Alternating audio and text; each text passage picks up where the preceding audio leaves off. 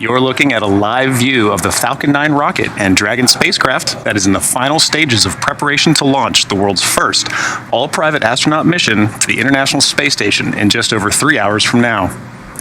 Today's launch marks the next step in the evolution of this human spaceflight story. This is the first of a number of private astronaut missions by Axiom Space to the International Space Station, and it represents the culmination of years of hard work between both government and private entities to open up the doors to low Earth orbit. Good morning, good afternoon, and good evening. Wherever you may be tuning in from around the world, welcome to the live broadcast of the launch of Axiom Mission 1, often called AX-1. My name is John Rackham, and I'm the Crew Systems Deputy Manager at Axiom Space, based out of Houston, Texas. My name is Kate Tice. I'm the Quality Systems Engineering Manager here at SpaceX headquarters in Hawthorne, California. Welcome. Together, we have quite a lot to share with you today about today's historic AX-1 mission. As John mentioned, this represents the first of its kind, as 4 Axiom astronauts will become the first all-private astronaut crew to the International Space Station. This is the first of 4 missions SpaceX will launch for Axiom Space. AX-1 also marks SpaceX's 6th human spaceflight mission overall and our 5th human spaceflight mission to the orbiting laboratory. Wow. Yeah, today's mission is the culmination of years of efforts by teams at Axiom Space to expand the opportunities of private citizens around the world to partake in meaningful science, research, and STEAM-related activities in low Earth orbit. We believe that the commercial efforts in low Earth orbit should build on the foundation that NASA has laid, while expanding the volume and type of research and manufacturing capabilities for the benefit of all.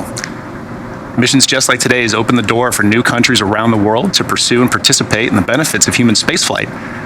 And for Axiom Space, each of our private astronaut missions are critical steps in the development of our Axiom Station, the world's first private space station, currently under construction. Right now, Axiom astronauts Michael Lopez Alegria, Larry Connor, Eitan Stibbe, and Mark Pathy are suiting up inside SpaceX's Falcon Support Building, or FSB, preparing to lift off from historic Launch Complex 39A at Kennedy Space Center in Florida. This crew will be spending 8 days living and working on board the space station before returning to Earth and splashing down in the Atlantic Ocean. Right, and over the course of their 10-day journey, the AX-1 crew will conduct a wide range of experiments, including several that determine how people, just like you and I, respond to a microgravity environment. The data that they collect will be invaluable to furthering human exploration of space and hopefully inspire countless others to follow in their footsteps. The crew flying on today's mission includes members representing Spain, Canada, Israel, and the United States. Each has a story all their own. Through this mission, 3 new names will be added to the list of astronauts who have flown to orbit. Right, so let's take a look at our crew. The AX-1 mission is commanded by retired NASA astronaut Michael Lopez Alegria, a Spanish-American who was born in Madrid, Spain, and has also called Mission Viejo, California, as well as Boston, Massachusetts, home. Michael is a U.S. Navy captain and has flown 3 times aboard the Space Shuttle and once aboard Soyuz. He has conducted 10 spacewalks in his career, accumulating 67 hours and 40 minutes total in the vacuum of space, both of which are NASA records, and that's amazing. In 2021, he was inducted into the Astronaut Hall of Fame, and known by many as MLA or just LA. If you're a person who loves acronyms, here's a new one for you, as we will refer to Commander of this mission as MLA over the course of our webcast. Yeah, super qualified for his role as commander. Also super qualified for his role, the pilot for AX-1 is Larry Connor from Dayton, Ohio. Larry is an entrepreneur, nonprofit activist investor. He has won aerobatic flying competitions and summited both Mount Kilimanjaro and Mount Rainier. Through AX-1, he will become the first private pilot to reach the ISS.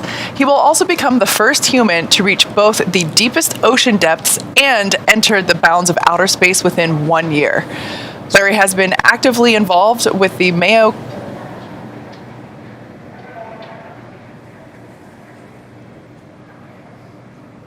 All right, so just some good notes there from our countdown team.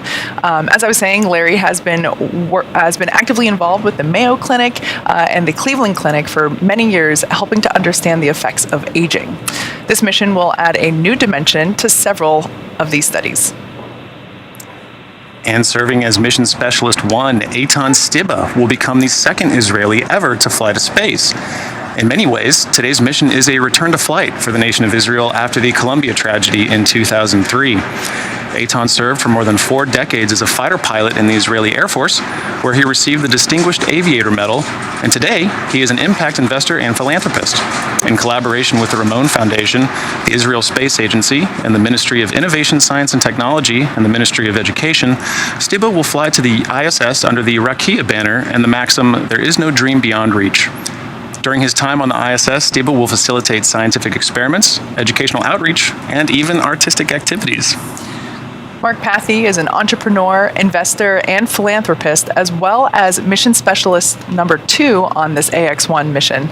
Pathy is currently the Chief Executive Officer and Chairman of Montreal-based Maverick, a privately owned investment and financing company he founded that focuses on innovation and social impact. As a strong believer in the importance of philanthropy, Pathy is a member of the boards and executive committees of the Montreal Children's Hospital Foundation, Dans LaRue, and the Pathy Family Foundation. Through the AX-1 mission, Pathy will become Canada's second private astronaut and the 12th Canadian to go to space.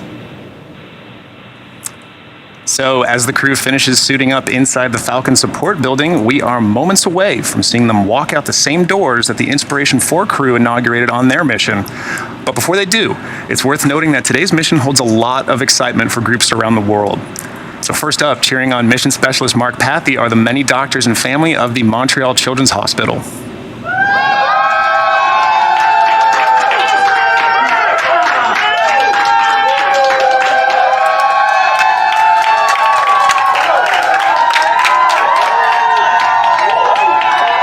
And from Dayton, Ohio, the students of Dayton Early College Academy are following the journey of pilot Larry Connor.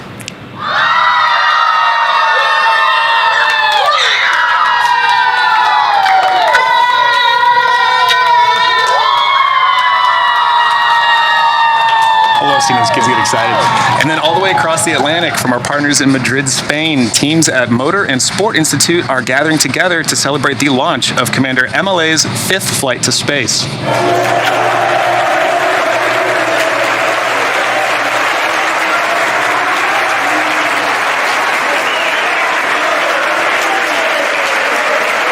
And continuing east, our good friends in Tel Aviv's Rakia Mission Control are actively engaged, monitoring the mission and cheering on Eitan Stiba.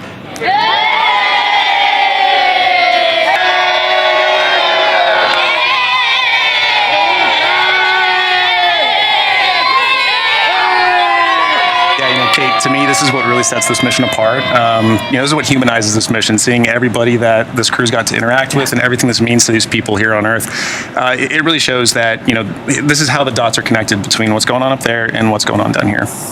Hearing about the kinds of research and outreach that each member has chosen to focus on was particularly interesting to me. They don't have a lot of time up there at all. So to focus on aspects like art really gives, on such a large scale, is really interesting. Yeah. Well, as you can imagine, it's been a pretty busy morning already for the Axiom 1 crew. They had a wake-up call at about T-minus 8 hours and 40 minutes to launch, followed by their first medical checks of the day, and then a shared meal with their families. At around T-minus 4 hours and 21 minutes, crew was formally handed off to SpaceX at the shuttle landing facility parking lot. At T-minus 3 hours and 50 minutes, the crew arrived at the suit-up room located in the Falcon support building, which is just basically right behind this camera view that you see there. Also around then, they had their pre-launch briefing, including weather information, launch details, and we gave them their tablets that they get to bring with them onto flight, which brings us to the current efforts. At T-minus 3 hours and 25 minutes, we will, the crew began suiting up, and once that process is complete, they will exit the Falcon support building and get into their Teslas. We will have 2 astronauts in each of the Teslas, led by a support vehicle. It's a short drive up to the launch pad, and once they arrive, the crew will ascend the fixed service structure that you see there in an elevator up to the 255-foot level. The crew will then take the stairs up the last 10 feet, where they will stop and make one final phone call before walking down the crew access arm to the White Room. The White Room is their last stop before climbing into the spacecraft, a process known as crew ingress. During ingress, the SpaceX team will run a series of checks to ensure the suits, seats, and vehicle interactions are all functioning properly. Right, and after all the vehicle and crew checkouts are completed, the SpaceX closeout team will then close Dragon's side hatch and depart the pad. At about T-minus 40 minutes from launch, the crew access arm will then retract away, followed by the arming of the launch escape system. And once that arm is retracted and the escape system is armed, propellant loading on Falcon 9 will begin. At T-minus 5 minutes from launch, Dragon will be configured for what we call terminal count. And this is when Dragon's onboard computers take control of the spacecraft. And finally, at T0, Dragon and Falcon 9 will lift off from pads 39A. Roughly 12 minutes after liftoff, Dragon will separate from Falcon 9's second stage and spend the next 24 hours making its way to the International Space Station. Good morning. I'm John Innsbrucker, Falcon 9 Principal Integration Engineer here at SpaceX. We're currently at T-minus 3 hours, 12 minutes, and everything looks good for an on-time launch later today. Now, as Kate mentioned, the crew received their weather briefing just after T-minus 4 hours. As you can see from the view here, blue skies around Kennedy Space Center, pad 39A. Probability of weather violations is down to just 10%. Mostly we're just looking at some wind. We've also checked the ascent corridor in case of a launch escape is needed by Dragon. The sea state conditions are acceptable there. And even in the emergency deorbit locations, everything is acceptable. So the weather's looking good. Now at pad 39A, the Falcon 9 is powered up. The engine checkouts were performed overnight, and pressurization of the gas storage tanks on the vehicle is completed about T-minus 6 hours. Now at T-minus 2 hours, Falcon will begin its final checks for launch, including a communication check with the crew, and propellant loading will begin at T-minus 35 minutes. Now, as with all of our launches to the International Space Station, we have an instantaneous launch window at 11:17 a.m. Eastern, or 15 hours, 17 minutes Universal Time. If for whatever reason we weren't able to launch today, our next opportunity will be just under 24 hours later on the 9th of April. That puts us 15 minutes ahead of schedule.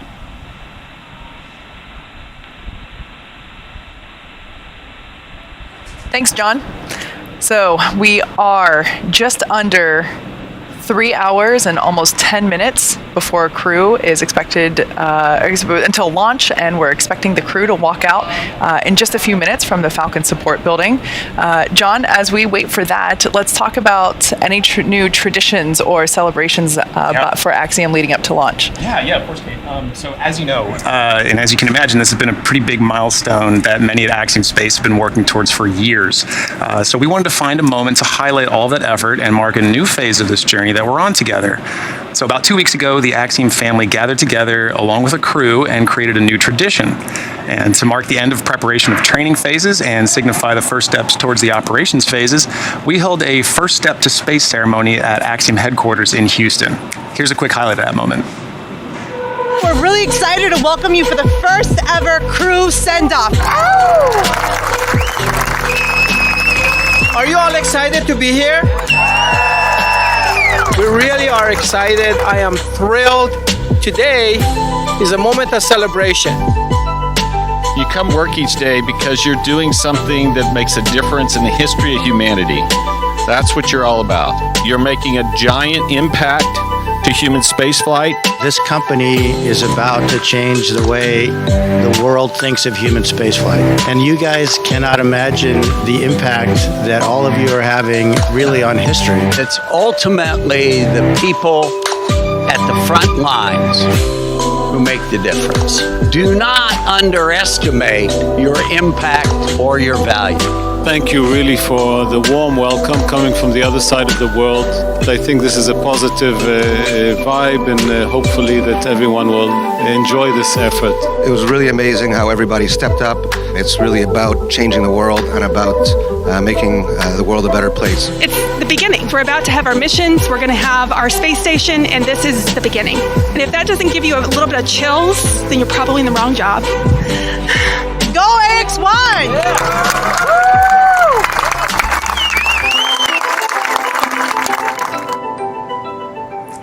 So around that same time, we scanned the bottom of the right shoe of each of the crew's flight suit and created what we're calling the Stepping to Space tradition.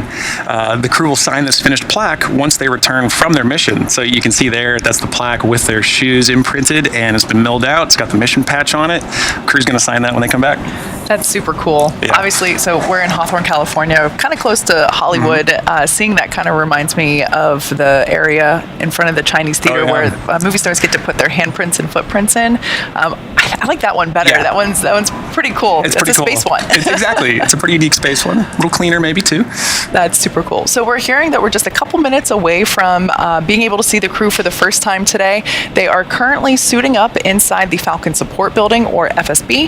That's basically the hangar close by to the launch pad, and the team is in there with the closeout team. Excuse me, not the closeout team. The suit. Core countdown. We're at T minus 3 hours 7 minutes. Crew suit donning is complete. All right. We are ahead of schedule. Even better news. Ahead of schedule. Now you might hear check-ins with the team indicating what kind of margin that we have with our countdown, basically, and proceeding up to launch. We do build in margin so that if we are running a little bit behind or a little bit ahead, it's all good, basically. Yeah, and a lot of those calls that you hear, those are clear steps in a procedure. As you can imagine, this day is very heavily synchronized. Everybody's got a job to do, and we follow procedures. So hearing those call-outs really means we're on the right track. People are paying attention to the right things, and we're on a good, successful path. Yeah, ultimately, the countdown is the thing that aligns all the teams that are working together for liftoff. And there's folks that are in mission control, but then there's lots of people behind the scenes as well. And that countdown is what aligns everybody to the right step in the process. We just heard there that the crew has completed the suit up process, and so we are hoping to get our first look at them today as they exit the Falcon Support Building.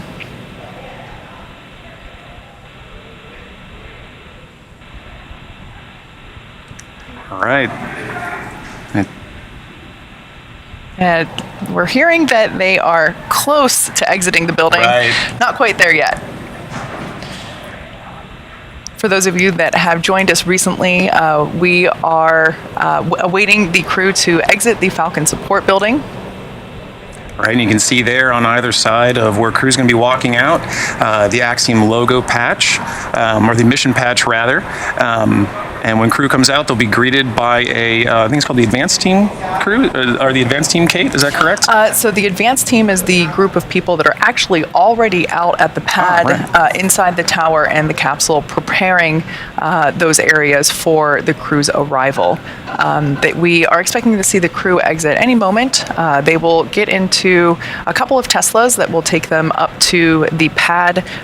In addition to the crew, we will also have the flight surgeon and closeout leads riding along in the Teslas along with our astronauts.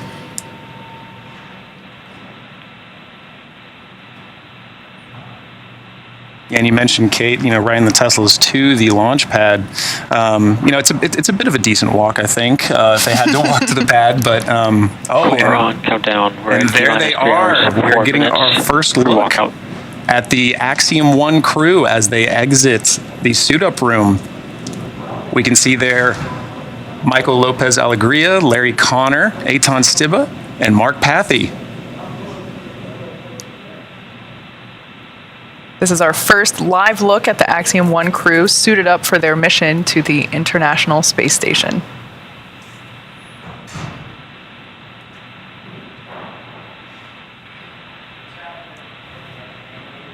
You can see them there getting a few photos together. They look ready.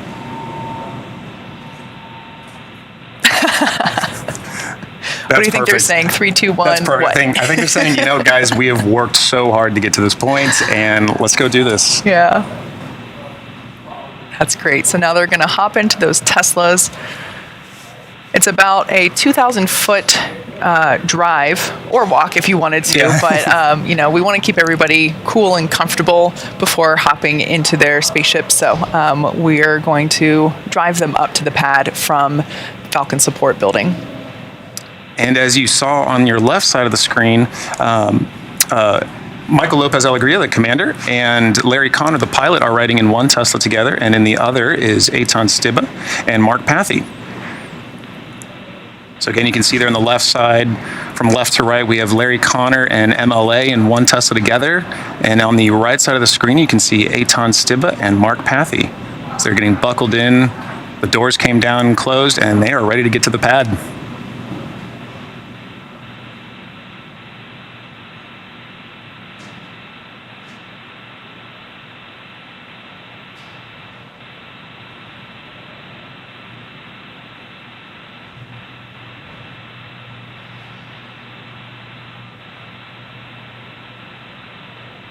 Right now, the team inside the Tesla is just doing final checks with the crew, make sure everybody is good to go, and depart for the tower.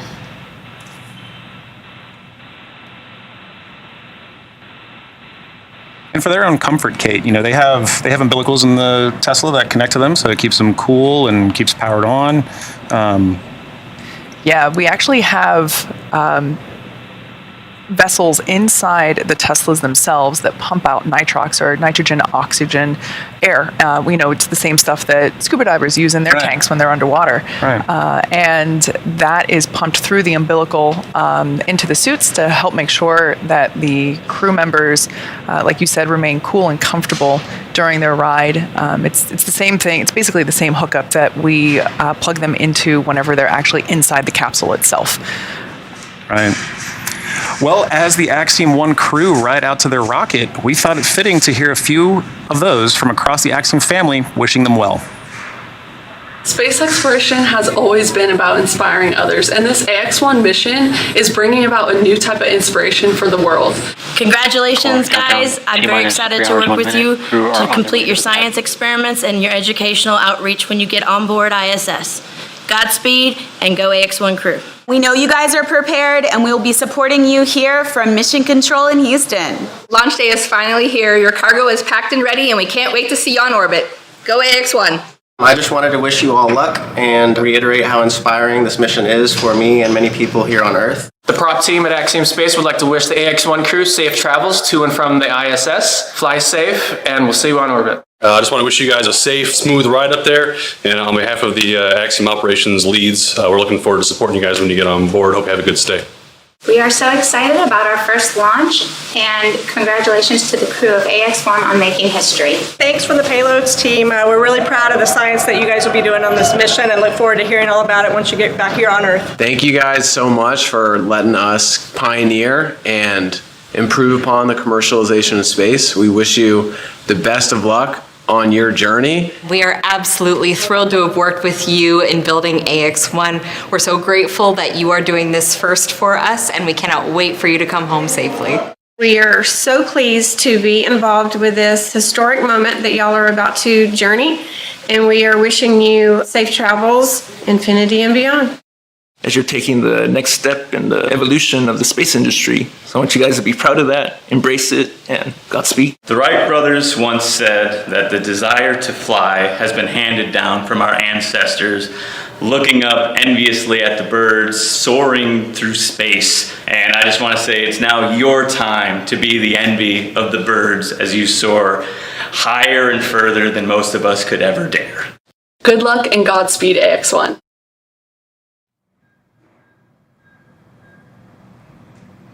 So awesome to see well wishes from the Axiom teams. Core on countdown 1. We're at T-minus 2 hours, 59 minutes. Crew have arrived at the pad. We are ahead of schedule. All right, that was a commentary from SpaceX Core or Crew Operations and Resources Engineer Arthur Berrialt, indicating that the crew has arrived, which, as you can see just there momentarily ago, exiting the Teslas. This is their first opportunity to get an up-close look at their ride to space today. It's worth noting that we did perform a dry dress rehearsal on Wednesday. Was that? Yeah, I guess Wednesday. And so we, just like we're doing today, we walked through all the steps. They've seen the rocket up close before, but not on launch day. And not quite like this. I think it's a completely different feeling. When you're walking out of that FSB for the first time on launch day, right? You do the rehearsal, but today is completely different, right? You can see them there enjoying it. They are ready to go. That looks like Eitan there giving a good dance. You can just feel his excitement through the camera lens. Exactly. Well, I think it really highlights the fact that this really is a return to flight for Israel, and the amount of work that each of these crew members have done to prepare for this mission has been outstanding. We mentioned earlier the training and choreography that leads up to a launch, and this crew has really gone above and beyond in their training to prep for this mission. 700 to 1,000 hours of training. They really set that bar high for what this mission means to them and how they want to give back to the mission. And so I think it's more than fitting here to have a little bit of time to look back and enjoy it and say, we are ready. We are ready to get up there, and we are ready to go to the ISS, and we're ready to participate. So with that view there, you can actually see the elevator doors that they're about to hop into. They'll get in those elevators, which I should note, we are launching from pad 39A. This is the pad that humanity went to the moon from. Apollo 11 launched from here, and the space shuttle then flew out of this pad after the Saturn V program ended. And we just saw MLA and Mark. This is great. Yeah. And so when SpaceX took over the lease for this launch pad in 2014, we did make some safety improvements and general refurbishments to the tower. So we did remove the rotating service structure, but what we see here, this is still the fixed service structure that existed in the shuttle program. So these elevators that this crew is getting into, MLA got in these elevators when he flew shuttle. Right. So that's pretty cool. Now they're going to take these elevators up to the 255-foot level. In the tower, we don't mark it by level numbers. And there we can see that they have exited the elevator. Right. We see Mark Pathy there walking up the rest of the service structure. Well, it looked like MLA had taken a little bit of a glance out of the tower there, looking back down. He's allowed. He's allowed. He's got a bit of pedigree there. But just taking a look at where he's at, and here we're going to see Larry Connor and Eitan Stibbe riding up in the other elevator. Yeah, so they're going to go up to the 255-foot level, and then right there we can see them ascending the final 10 feet up to the 265-foot level via a staircase. Now here they have an opportunity to use the telephone that is placed there. Same deal as with previous spaceflight missions of history. You get one last chance to call anyone. It's been noted that obviously we're broadcasting this live. We're saying there's a telephone, but back in the old days, astronauts used to love to not tell people that they could get a phone call before they got into their launch vehicle. And then we see Eitan and Larry emerging from the elevator and making their way over to the telephone as well. And Kate, I'm seeing that advanced team, following them around. Everybody's got numbers marked down. It looks like everybody here has a very specific role to play in the, the pad walk up and all the way through crew ingress, right? For sure. Everyone is in bunny suits. We want to make sure that the spacecraft itself is a clean environment. We are launching from Florida. Mm-hmm. There's bugs. There's no way to avoid them, from an atmospheric standpoint. So we really want to make sure that we block off any opportunity for FOD, foreign object debris, which could be a bug, could be a hair, could be anything that's not meant to be in the vehicle. And so you can actually see it in the right-hand corner. There's a small window, a rectangle, and that's basically a protective flap that blocks the open environment air from the crew access arm and therefore into the white room and into the capsule. So really making sure that environment is clean. That's why these our closeout leads and our suit technicians are in those bunny suits that you see there with numbers on the back. It's hard to tell people apart, so you are assigned a number. So we try to do our best here to make sure that everything that we don't want to go into, ultimately to go up to the space station, it stays out. Right. And again, that's just one small part of the controls that are in place to really make sure that, launch day is successful. And another part of that is understanding the role that everybody plays. It's all part of the training that leads to this moment. As I'm sitting there watching it as well, I'm noticing the arrows marked on the ground, representing emergency egress paths and things like that. So a great moment there between Larry and Eitan. You can tell they're just excited about it. Yeah, as you mentioned before, a lot of training has gone into what we're seeing today. That includes preparation for all scenarios. Those arrows on the floor basically indicate the quickest path to safety in the event that the teams need to exit the tower rapidly. So everything is, we try to think of everything, all scenarios. Right. Preparation is ultimately the key to success. So there you see a view of that 265-foot level connected by the crew access arm. over to the capsule. Now, we do see folks milling about. One thing to note, we did have a part of the SpaceX crew actually here at the pad prior to the arrival of the crew. They're called the Advance Team. That's a small group of people that are basically responsible for preparing the cabin prior to the crew's arrival. They show up, they open the side hatch, they make sure that the cabin lights are on, they make sure that the task lights above each seat are functional and working, making sure that the displays are configured for crew ingress, initial comm checks, and you mentioned before, we've practiced everything. Everything is it's a choreograph. Yeah.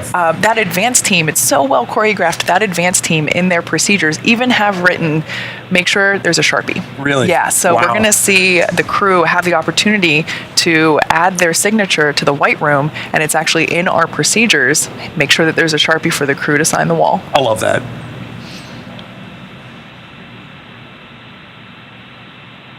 Looks like one of our crew members is making that call. We think it's hard to tell. I saw earlier Eitan leaning over the balcony, I think just taking everything in. What a beautiful day. Looks like that might be Larry Connor on the phone. And we see Mark and MLA there as well, talking to their crew team or to their suit teams as well, and that advanced team that Kate was talking about. And yeah, so you might notice the closeout lead there in the black bunny suit on the right-hand side has a tablet. That tablet is basically what we use to go by step those electronic procedures that we have written. And as you see people stop and pause, and you might see the crew members give a thumbs up, that's all part of the procedure. right, and then we get our first look here now as crew is walking towards the white room, getting ready for ingress into their Dragon capsule. We see MLA and Mark right there walking towards their capsule right now. They'll be ingressing first, and soon we should be able to get a good shot here as crew waits ingress. As Mark and MLA make their way. Countdown. We're at T-minus 2 hours, 50 minutes. Crew have arrived at the white room to prepare for ingress. Now that MLA and Mark have arrived, as we just heard, down at the white room, we can see Larry and Eitan making their call, removing the gloves here to take that Sharpie and add their names. Exactly. So this is an opportunity for all astronauts that depart from Pad 39A on a Falcon 9 vehicle to add their signature to this room. You can see there at the left the NASA meatball with all of the NASA astronauts that have made this journey prior. Yeah. And signing that wall is such a huge step, for any crew, I think, that gets to participate. But particularly, this is the first set of signatures of many for Axiom crew, and we're really looking forward to seeing a lot more signatures on that wall. Now, after the signatures, the closeout leads there, the suit technicians, are basically, right now, we can see them doing a pre-ingress. You can see the next two are making their way down the crew access arm. That closeout lead there is doing the pre-ingress checks, making sure that all the zippers are closed, making sure that the boot covers have been removed from their boots, removing the protective cap that's on top of the umbilical port. If it were raining, obviously it's a beautiful day in Florida. Yeah. And if it were raining, this would also be the opportunity that we would wipe the boots down before anybody enters. They're also just reminding the crew to be extremely careful when ingressing. We want to make sure that there's no contact between the side of the vehicle and their helmet, for example. Right. So just making sure that everyone, and again, we've practiced this many times, as you've mentioned. The crew has logged 700 to 1,000 hours. That involves practicing getting in and out of the capsule. Yeah, but like you said, this is a really controlled environment, right? This is really, when you button that hatch up, that is ready to go to ISS. And that controlled environment you got to take care of and make sure that you're, it's a crowded room in there, as we can see right behind Larry and Eitan as they're awaiting their ingress trans as well. But it's busy in there, and we got to make sure that you're watching out for things like hatch seals and making sure that all of their flight suits are well taken care of and well maintained as they get into the vehicle. But like you said, Kate, it's a well rehearsed, well choreographed situation.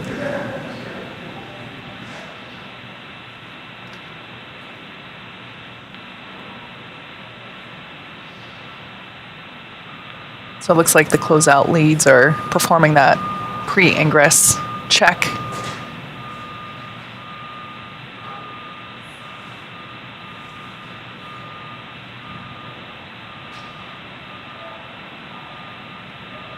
Now there's already a closeout lead or a suit technician inside the capsule. They're ready to support the crew members as they make their way into their chairs.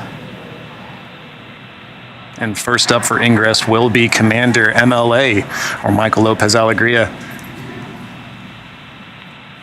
You see Mark there getting a pat on the back as well, saying, "Hey man, congratulations, let's make this happen."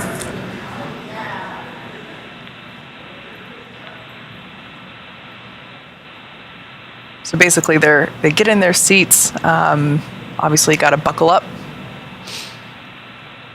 Looks like Mark Pathy is now in his seat. So that suit technician will help them. It's more than just a seatbelt like you and I are accustomed to in a car. It's actually a 5-point safety harness. So they'll do an initial buckling in, they don't tighten it completely. They want people to still be comfortable. Right. They're going to be sitting in the capsule for a little while. Yeah. We're just under 3 hours until liftoff. So they're going to get in, tighten that safety harness, make sure that the footrest and everything is comfortable for the crew. Right. Well, and one thing we didn't get to see earlier with the flight suit-up room, but they, as they're sitting in and getting suited up, they are allowed to kind of sit back in some chairs to kind of see how do these chairs feel.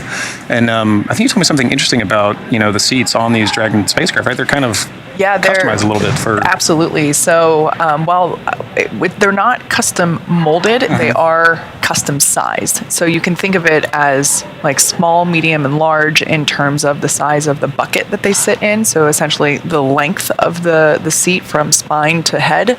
Everybody's different, and we want to make sure that during dynamic operations such as liftoff and re-entry, that the body is ergonomically supported. And so things like that bucket seat, small, medium, and large sized, as well as the armrest and the footrests are all sized as well. Because everybody's different. Right. And crew, it's important for them to be not only as comfortable as they need to be, but also for effective use inside the capsule during their journey. Everybody's got a different role to play on the uphill, and I think one of the things that is an important check as crew gets into their seat is not only are they harnessed in correctly, that the umbilicals are connecting correctly, but also that they're comfortable. That they have movement and range to interface with the displays and everything else expected of their roles while in orbit. Absolutely.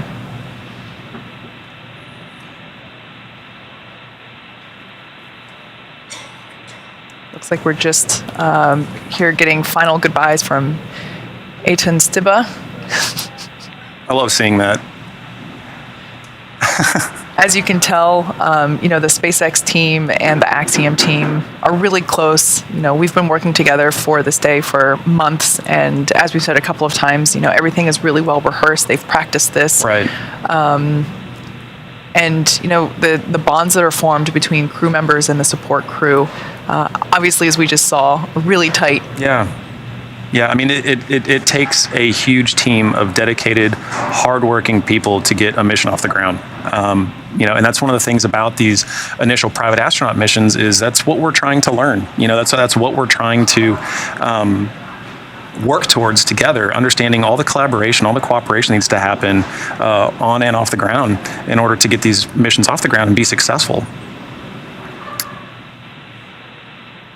So over the shoulder there, we can see MLA. I find it interesting, Kate. It looks like you've got 2 stickers on the inside of the Dragon capsule. Yes. Just over the head of MLA there. So this capsule has flown twice before. It previously supported the Crew 2 mission, and before that, it flew on our Demo 2 mission, which, for those that might be unfamiliar, that was SpaceX's first human spaceflight mission, where we carried NASA astronauts, Bob and Doug, or as we like to call them here at SpaceX, our space dads. We took them to the International Space Station, and it was the first time that NASA astronauts departed for space from American soil since the retirement of the Space Shuttle program. So I love this capsule. I've been inside of it. In my previous role, I was in the production organization, and so I was in this capsule when we were building it, and it's very near and dear to my heart. So I love being able to see it reused for further missions.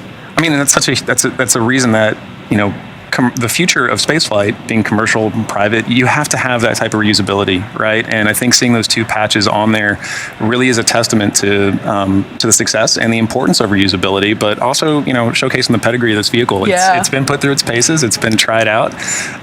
Crew loves flying it, from what I understand. And so it's really nice to see that that's indicated with those mission patches on it. It's a nice little shout out. Mm-hmm. So at this point in time, all 4 crew members have ingressed the vehicle. They are in their seats. And the suit techs, the closeout team on the SpaceX side, are doing final checks and making sure that everybody is buckled in properly, making sure that, ultimately that the crew is good, doing final FOD, or not final, but doing FOD checks, foreign object debris is what I mean when I say FOD. And just making sure that everything is comfortable prior to doing seat rotation and comm checks. Right. And one of the other things about seeing those mission patches, like I really find mission patches interesting. I think they're a really important shout out to what is the heart of this mission, right? And so, going into that a little bit, that insignia plays an important role, right, in capturing the soul of a mission. So let's go and take a closer look at the AX-1 mission patch itself.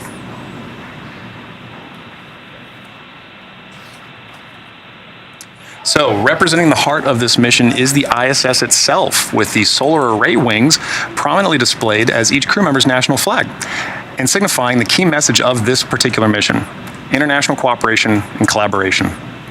Behind the ISS, you can see a cascading plane of blue, representing Earth's atmosphere and highlighting the journey humanity has taken to get to this new chapter.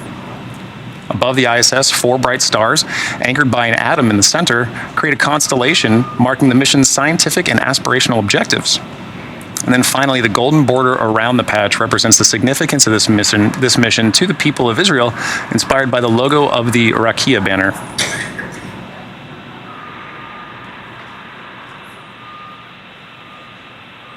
So there we can see Commander MLA accessing his crew tablet, where he is able to monitor mission status and follow along with our procedures.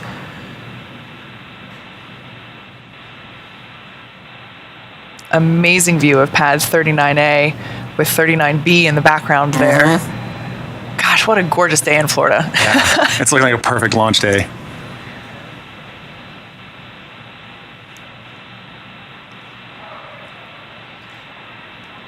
Looking at the launch vehicle there, you can see that the top half has a very bright white color. The bottom half has a little bit more of a grayish color.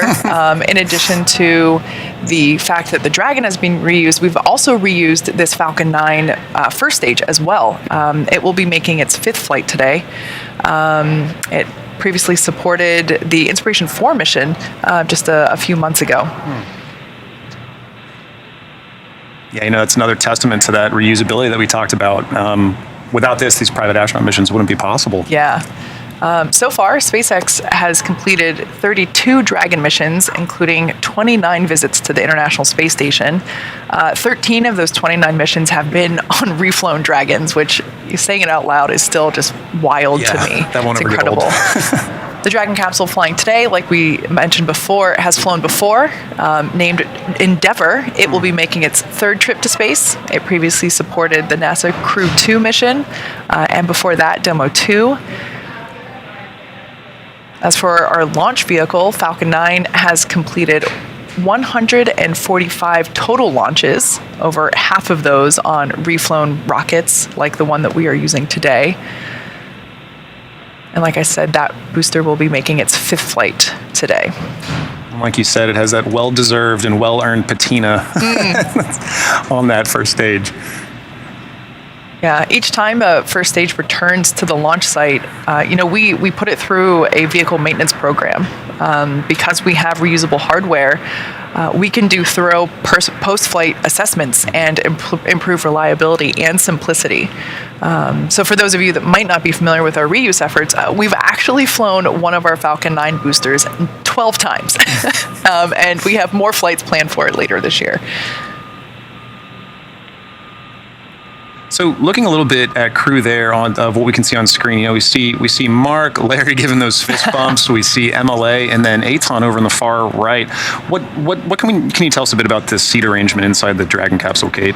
Yeah, so it's pretty standard in terms of the role that sits where. So if you look at the 2 center seats, the left center seat, always the pilot. The right center seat is always the commander. And then, as I like to call them, the window seats, which would be where I would definitely want to fly, are for our mission specialists.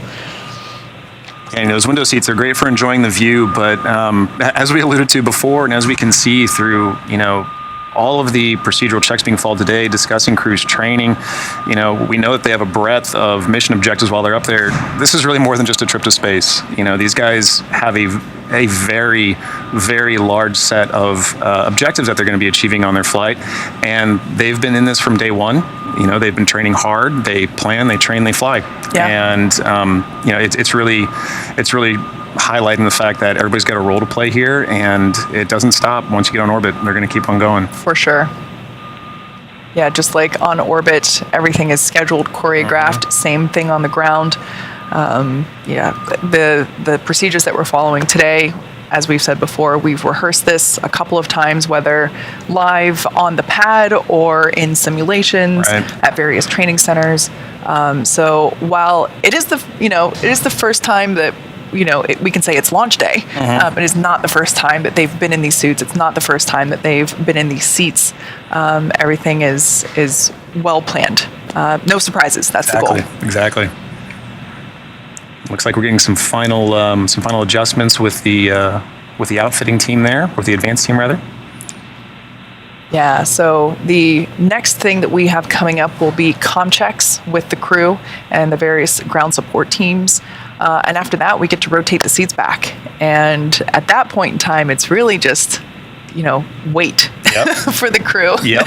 It's like that moment when you get on a roller coaster, you get buckled in, and you're just sitting there. You're ready. And you're just waiting for it to start chugging along. Exactly. Although in the case of Falcon 9, it's not really a chug along. Yeah. It takes off. Yeah.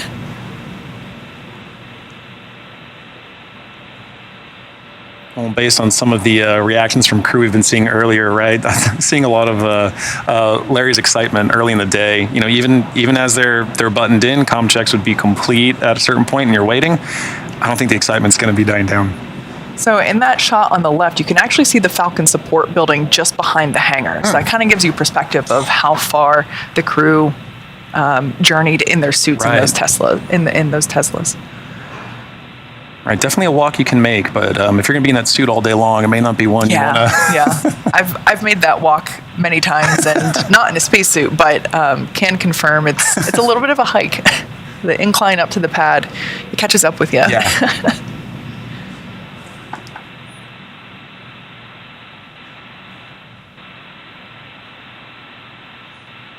I just love this view of Pad 39A. That part to the right of the structure, it looks like a pole that's connected. That is where the rotating service structure was attached to the fixed service structure back in the shuttle days. So, it's just so cool to see the next era of human spaceflight being ushered into reality from this, hollowed ground. Yeah, exactly.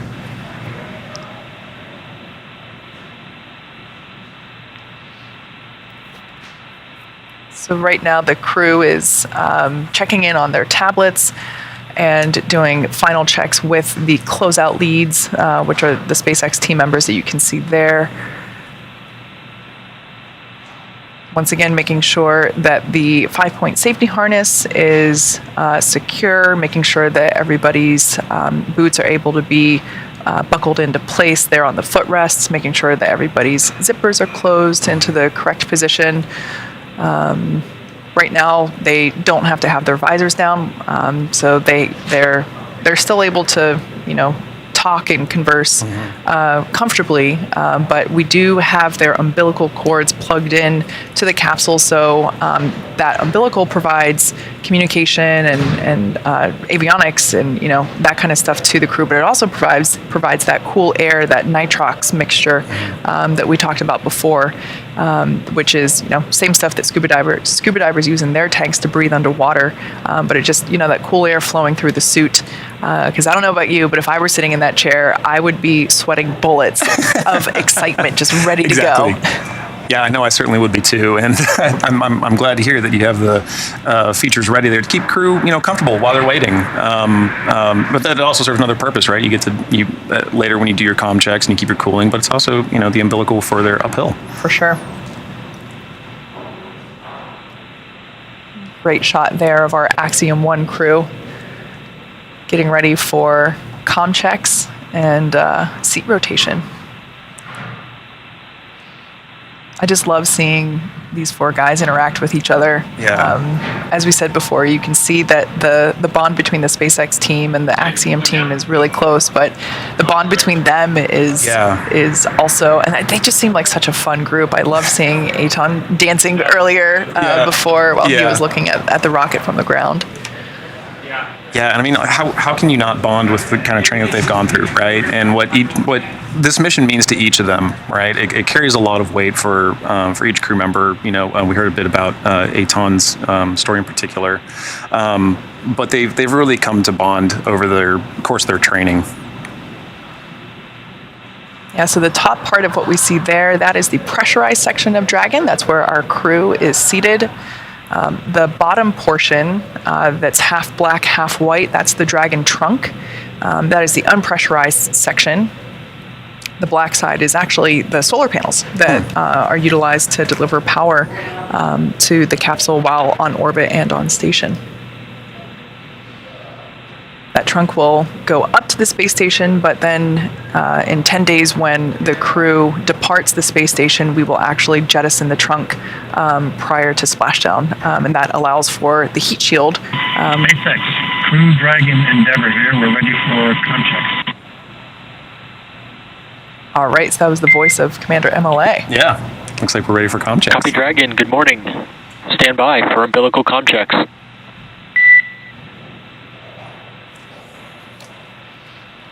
On the right-hand side of your screen, that is SpaceX Crew Operations and Resources Engineer, or CORE, Arthur Berriold, seated here at Hawthorne Mission Control.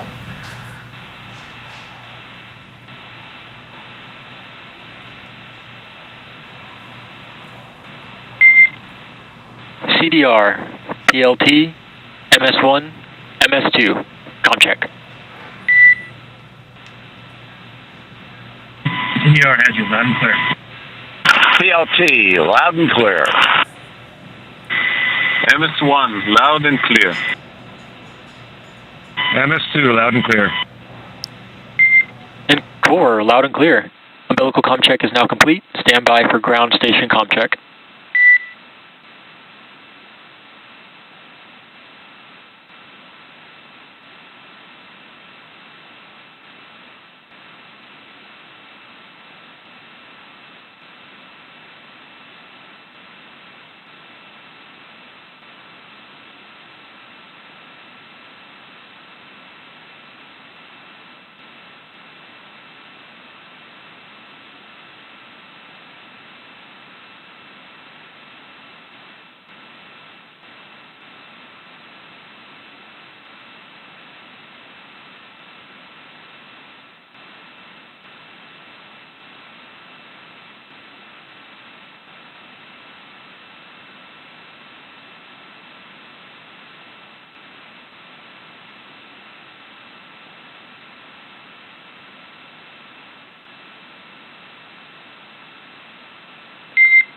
Dragon, SpaceX, ComCheck. SpaceX Endeavour, loud and clear on the ground station. Core, loud and clear. Ground station ComCheck is complete. Stand by for TDRS ComCheck.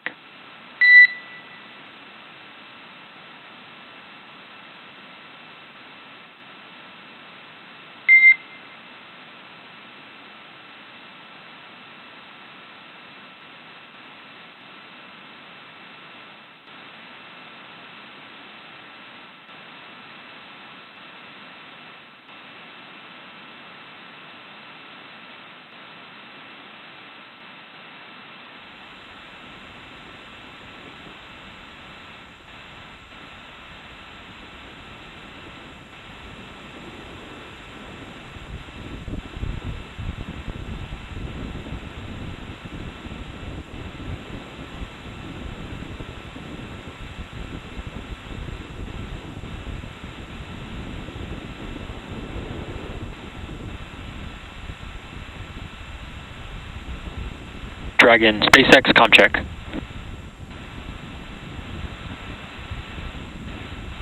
SpaceX Endeavour, loud and clear on TDRS.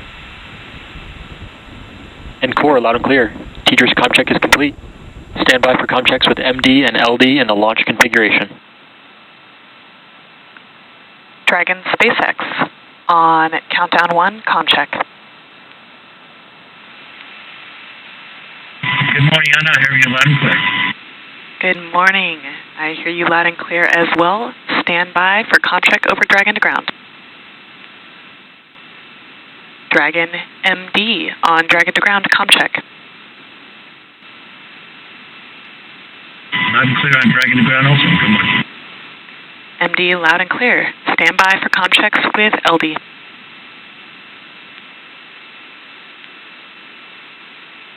Dragon LD on countdown 1, ComCheck.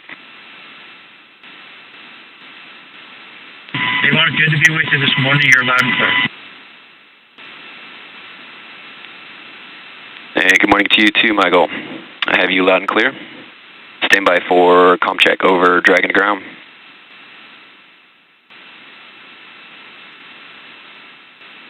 Dragon LD on Dragon to ground, ComCheck.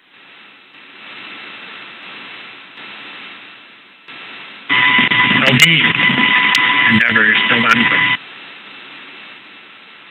And LD, loud and clear. Godspeed the day, fellas. Let's go have some fun.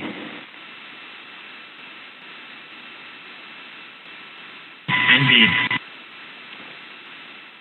Endeavour, SpaceX, launch configuration ComChecks are now complete. Please report when ready for seat rotation per section 2 of 4.100. Roger, stand by.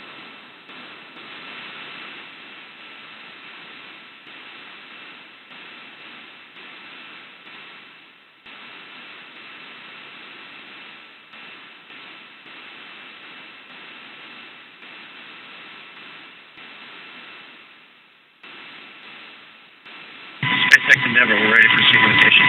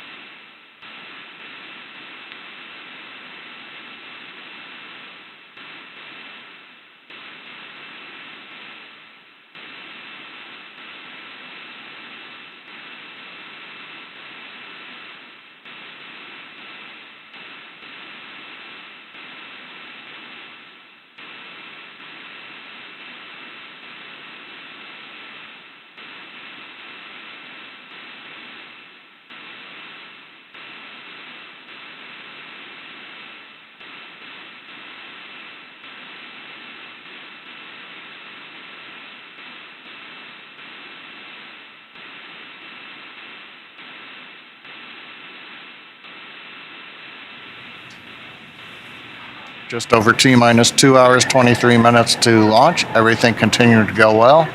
View right now showing the Axiom crew inside the spacecraft. About another minute or so, we ought to begin the seat Dragon rotation. SpaceX, we are ready to initiate seat rotation. Okay, we're standing by. Crew is ready. SpaceX advanced team is outside of the capsule. They'll watch as we rotate the crews into the launch position. Initiating seat rotation.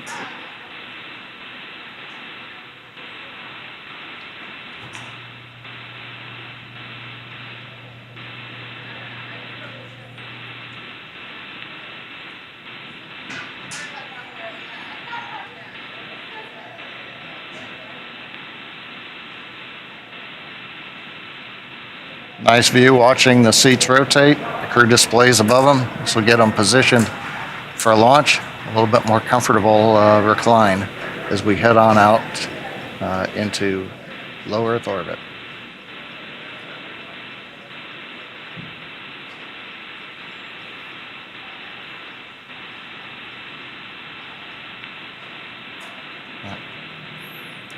Dragon SpaceX, seats are in the launch position.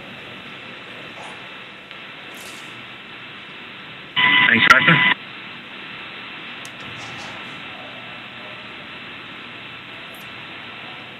Okay, that's what we like to hear. Seats are in the launch position. We're just over 2 hours, 21 minutes away from the launch of Axiom 1. And as you can see, the 4-person crew is in the Dragon spacecraft. They've just completed their communications checks with the ground team. Those checks verified that the communication umbilical is... Dragon SpaceX, with that, I can give you a go to step through Section 3, suit leak check preparation. Copy, Arthur. We'll put that in work. Okay, we've heard the crew given the go-ahead to do a quick suit leak check. You can see them closing the visors.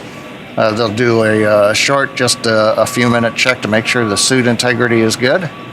While they're doing that, a little bit of a recap. We did hear the communications checks about 5 minutes ago. Went through 3 different paths. The umbilical that's hooked up to the Dragon spacecraft, that separates right at liftoff. Comms were good there to the ground team. We also did communications checks through the radio frequency transmitters, as well as the NASA tracking and data relay satellite that's up in geosynchronous orbit.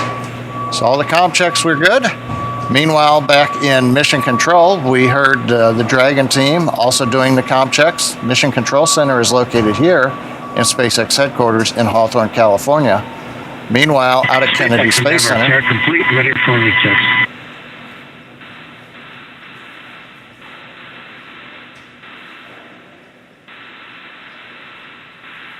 sounds like we've got good suit leak checks. As I said, at Kennedy Space Center, we've got the Falcon and Dragon launch teams. They're in firing room 4. Got a great view of the pad on a good weather day. Copy, Dragon. With that, I'll give you a go for Section 4, suit leak checks. Ah, sorry.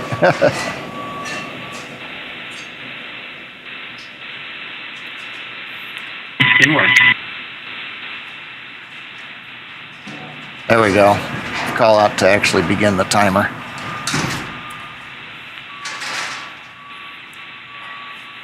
Speaking of the weather, you can see on the left screen the Dragon spacecraft with the crew access arm, blue skies, some light clouds overhead.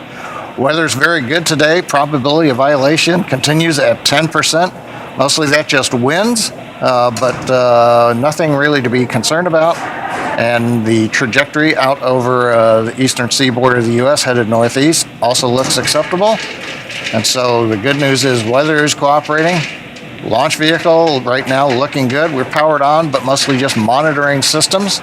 We will continue checking out Falcon 9 at about T-minus 1 hour when we begin a fuel bleed-in on the Merlin engines. Dragon team also monitoring the spacecraft. They've done a lot of their significant work earlier, including pressurizing the Draco thruster system, doing an inertial measurement unit alignment. And right now they're working mostly the mechanical activities, getting the crew in, and as we'll see coming up, the hatch closeout, leak checks, and then eventually at T-minus 1 hour, the advanced team will be leaving the pad. So right now, T-minus 2 hours, 18 minutes, 10 seconds. All systems continue to be go for an on-time launch this morning of the Axiom 1 mission.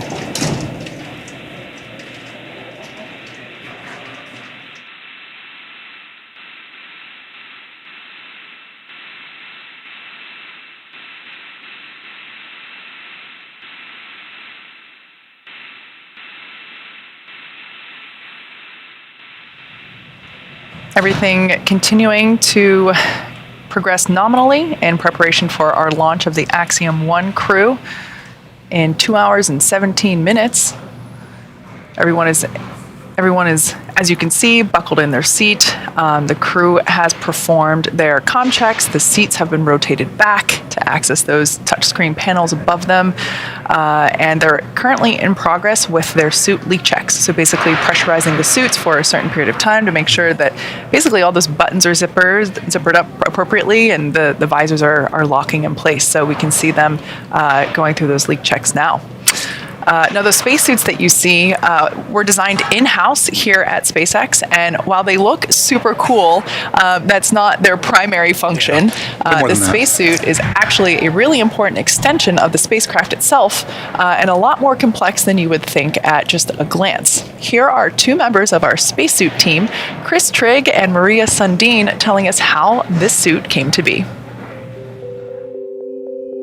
I think one of the things that was important in the development of the suit was to make it easy to use, something that the crew just has to literally plug in when they sit down, and then the suit kind of takes care of itself from there. So the suit is really kind of one part of the bigger Dragon system. It's really part of the vehicle. So we think of it as kind of a suit seat system. So the seat that the crew is in and the suit are in a lot of ways working together. And so it made sense that we were designing Dragon in-house to also design the suit. Our spacesuit is completely designed in-house. It's built here in Hawthorne, California, in the same building as the rocket and the capsule. The spacesuit is custom-made for each crew member, and that is to optimize the fit for the crew member. We definitely wanted to innovate, and we wanted it to look inspiring, but first and foremost, we wanted it to be safe and reliable. The spacesuit's primary purpose is to protect the crew in the unlikely event that the cabin were to depressurize. But the suit does a number of additional things. It provides cooling and communication to the crew inside of the suit, provides them hearing protection, and the outer layer of the suit is flame resistant, so it provides flame protection as well. When the crew gets in the capsule, they get in their seats and they plug the suit into the umbilical that's attached to the seat. And the umbilical is providing everything that the suit needs. So it provides the avionics or electronics for communications. It's providing the air to cool the suit, and then it also provides gas when needed to pressurize the suit. So it's really a single point that lets the suit do all the things that it needs to do. We designed the helmet in-house. The helmet serves a number of different functions. Obviously, it's protecting the crew's head and it's retaining gas like the rest of the suit, but it also houses the microphones as well as the valves that are regulating pressure in the suit. We had to design the gloves so that they would work with the touchscreen so that the crew could use the touchscreen while they were in their suit. But the gloves also still had to do a number of other things like the rest of the suit. And then, of course, they have to be able to work under pressure. I think one of the things that's cool about the suit is it's not just a piece of hardware, it's not just a suit. It's a very personal thing to work on for everyone on the team who's been building these, and so it's a really amazing thing. So about a minute and a half ago, we heard on the nets that we had 4 good suit leak checks. So that was the next milestone that we were working through. So good news there. The crew is continuing to check off things on their to-do list, essentially for today. Now, as you might imagine, our crew for today's mission, Michael Lopez Alegria, Larry Connor, Eitan Stiba, and Mark Pathy, have gone through extensive training. As we've mentioned before, they've logged between 700 and 1,000 hours since mid-2021 of time dedicated to learning the SpaceX protocols, International Space Station systems, and ultimately to prepare for their respective research portfolios. To prepare the AX-1 crew for their mission, our teams here at SpaceX have spent the last several months teaching the crew about orbital mechanics, how to live in microgravity, and even running simulations of what the full mission will look like while seated in Dragon, as you can see there. This team has studied nearly 100 different training lessons covering all aspects of the mission. As the commander, Michael, or MLA, focused on guiding his crew through all of their SpaceX, NASA, and space station training. Our trainers have told us that he has demonstrated exemplary leadership in building a cohesive crew that can tackle any problem that they're given and work together to solve it through effective communication. As the pilot, Larry spent time developing his technical and operational skills as a first-time flyer in order to build a foundation for piloting Crew Dragon. Larry also served as the translator for his mission specialists, breaking down the technical data for his crewmates. And as mission specialists, Eitan and Mark have spent a majority of their training becoming proficient in operating equipment, interfaces, and a suite of other tools at their disposal to support the crew members throughout the ascent, rendezvous, and return portions of this mission.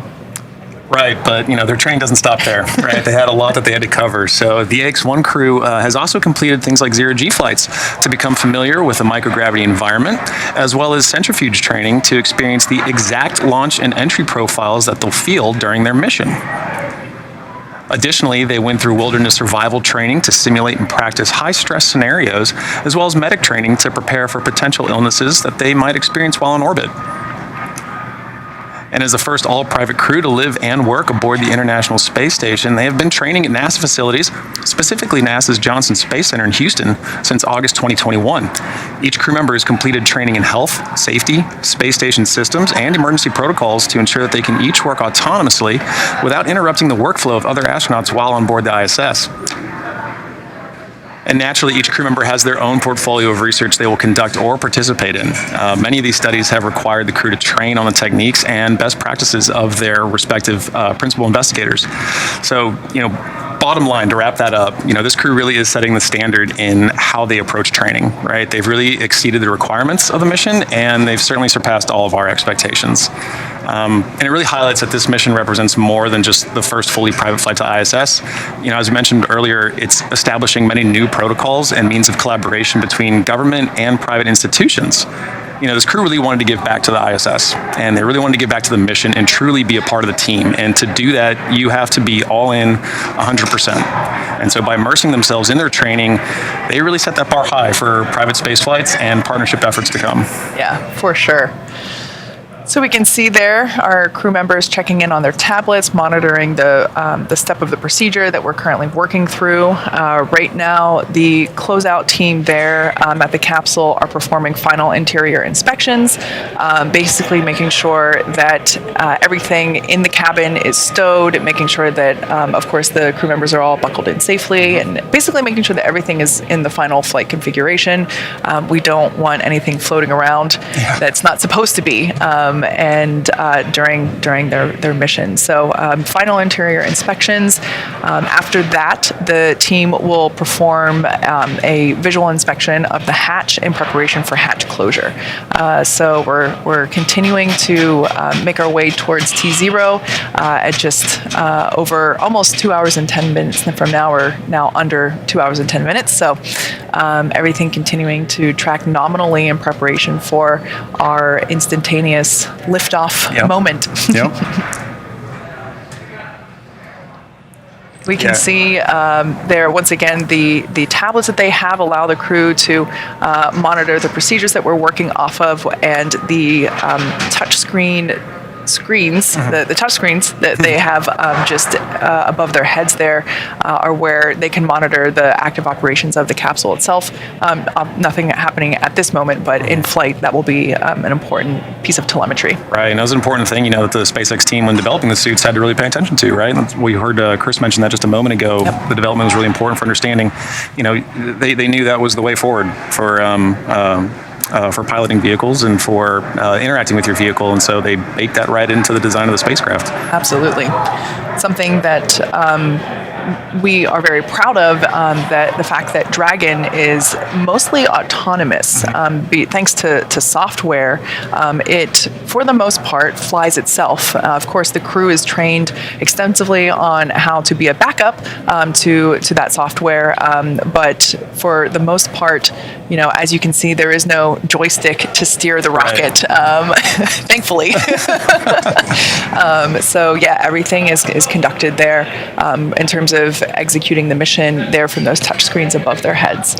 Right. Well, as we watch crew button up the rest of their movement, we'd like to take a bit of time now to talk about a keystone objective of the AX-1 mission, science and research. So to help us unpack the breadth of Axiom-managed payloads, joining us now is Christian Maender, Director of In-Space Manufacturing and Research at Axiom Space. Christian, welcome. Hey, thanks. The sun is shining. It's great to be here.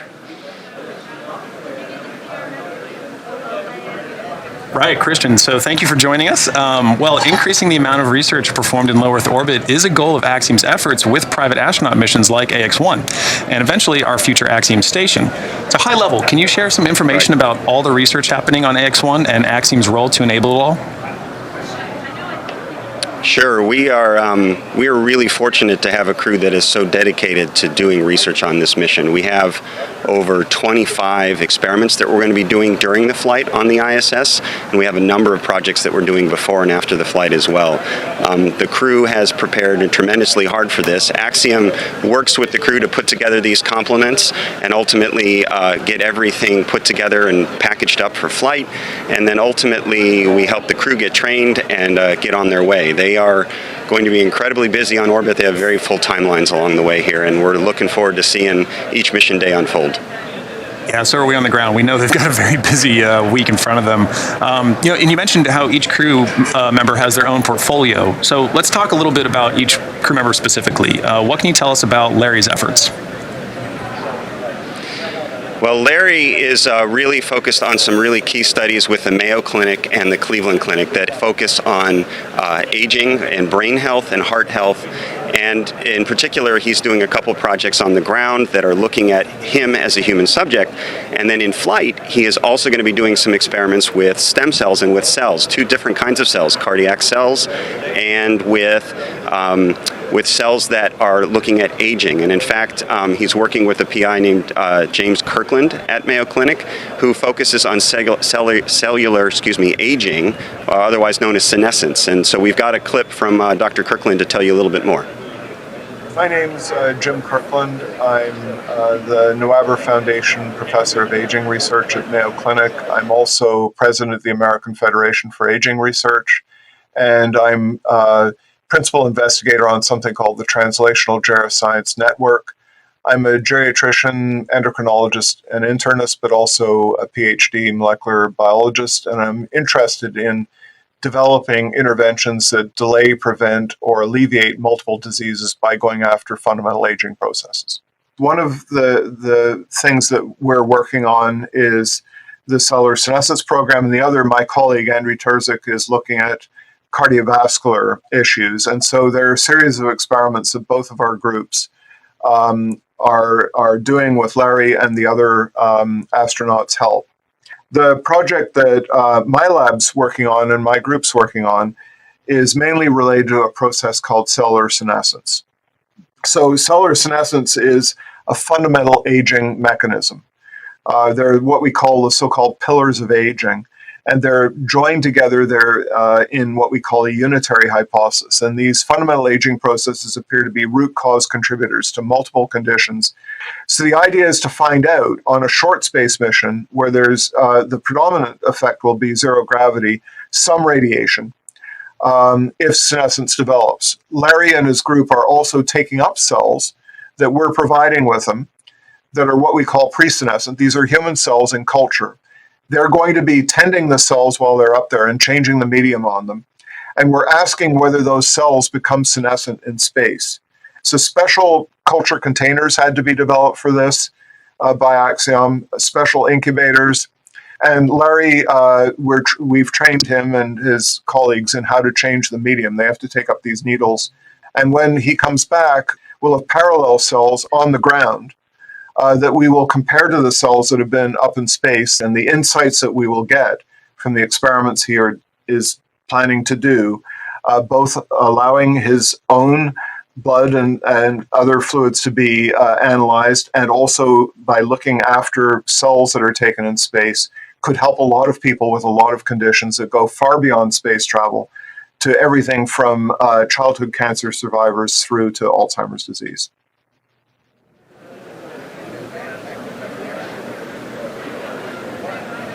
Well, excellent. So essentially, Dr. Kirkland and Terzic are really looking at how microgravity can reveal new mechanisms in cellular aging and cardiac health. And the hope is that what we learn from space is ultimately we can translate to solving age-related conditions on Earth. really cool to see that. I just want to note real quick about 2 minutes ago while that package was running, we did hear from on the nets that we did get the green light to proceed to hatch closure. Awesome. So really good news there. Christian, back to you. What can you tell us about mission specialist Mark Pathy's research portfolio? Well, Mark has got a mission focused around caring for people on the planet, and so he's working with 6 different universities and their researchers in the Canadian area, and then he also is working with 2 startup companies for some technology demonstrations, and he's also working with some institutions in Canada to do some Earth observation work. One of the studies that he's particularly focusing on is about pain sensation in space, and he's working with Pablo Angelmo, who is a PI at McGill University and works with the Montreal Children's Hospital. We've got Dr. Angelmo on video here to talk a little bit more about his research and why it's so important. I'm Dr. Pablo Angelmo. I'm professor of anesthesia at McGill University and director of the Edwards Family Interdisciplinary Center for Complex Pain at the Montreal Children's Hospital. The knowledge we have about the relationship between microgravity and pain is minimal, almost non-existent. We know that half of the astronaut who goes into space will experience pain while they're in space or when they come back to Earth. To better understand why these people have pain, we assembled a research team of the Alan Edwards Center for Research on Pain of McGill University, from Concordia University, and also from the MD Anderson Hospital Cancer Center in Houston. This project also involved transfer of technology from the University of Pennsylvania. Our team includes experts in pain sensation, in the genetic mechanism of pain, in bone pain, in intervertebral disc degeneration, and in musculoskeletal spine imaging and rehabilitation. The novelty of our project is that we are trying to answer several questions from different perspectives and different angles in a single study, but in reality, we are conducting 6 studies in one. We are not looking just for the abnormalities in people who have pain, but we want to understand why some people get better after an acute insult, like microgravity. That happens every day in Earth. We plan to incorporate that information collected from astronauts into animal models, which may lead to application in humans, and eventually in different ways to treat them. Our hope is that information we collect will advance on research on help people here on Earth. I would say that Mark Pathy and his colleagues are giving us their time before, during, and after the flight. This will create new models of analysis for helping people in pain here, every day. I'm very grateful for their commitment and generosity.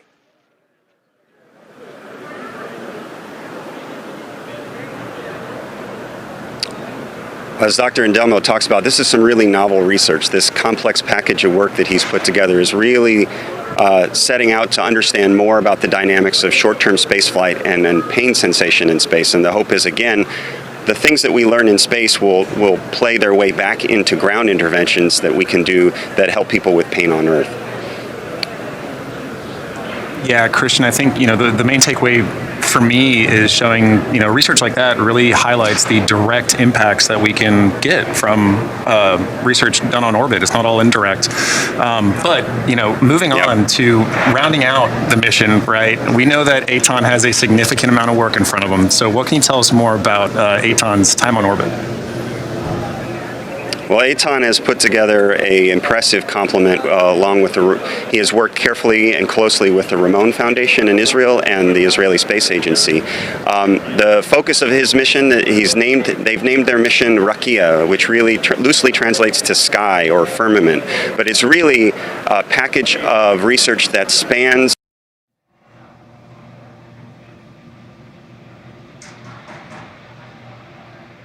My name is Inbal Kreis. As the head of Innovation, System, Missile and Space Division at Israel Aerospace Industries, I led the scientific and technological program of the Rakia mission. The Rakia mission will allow Israeli scientists, entrepreneurs, and students to test their experiment in the unique space environment. All the experiments in Rakia mission led by Eitan Stibe are innovative and were chosen by a scientific committee based on their impact potential. 35 experiments arise from diverse fields of studies such as astrophysics, optics, radiation, communication, energy, agriculture, neurology, plasma technology, disease research, new therapies development, and many more. For example, in optics, the Fluid Lenses experiment, a joint project of the Technion and NASA, aims to enable for the first time the creation of optical components in space. In neurology, we are testing how we can take advantage of the conditions of microgravity to improve drug delivery to the human brain. An experiment of device to protect space systems from cosmic radiation.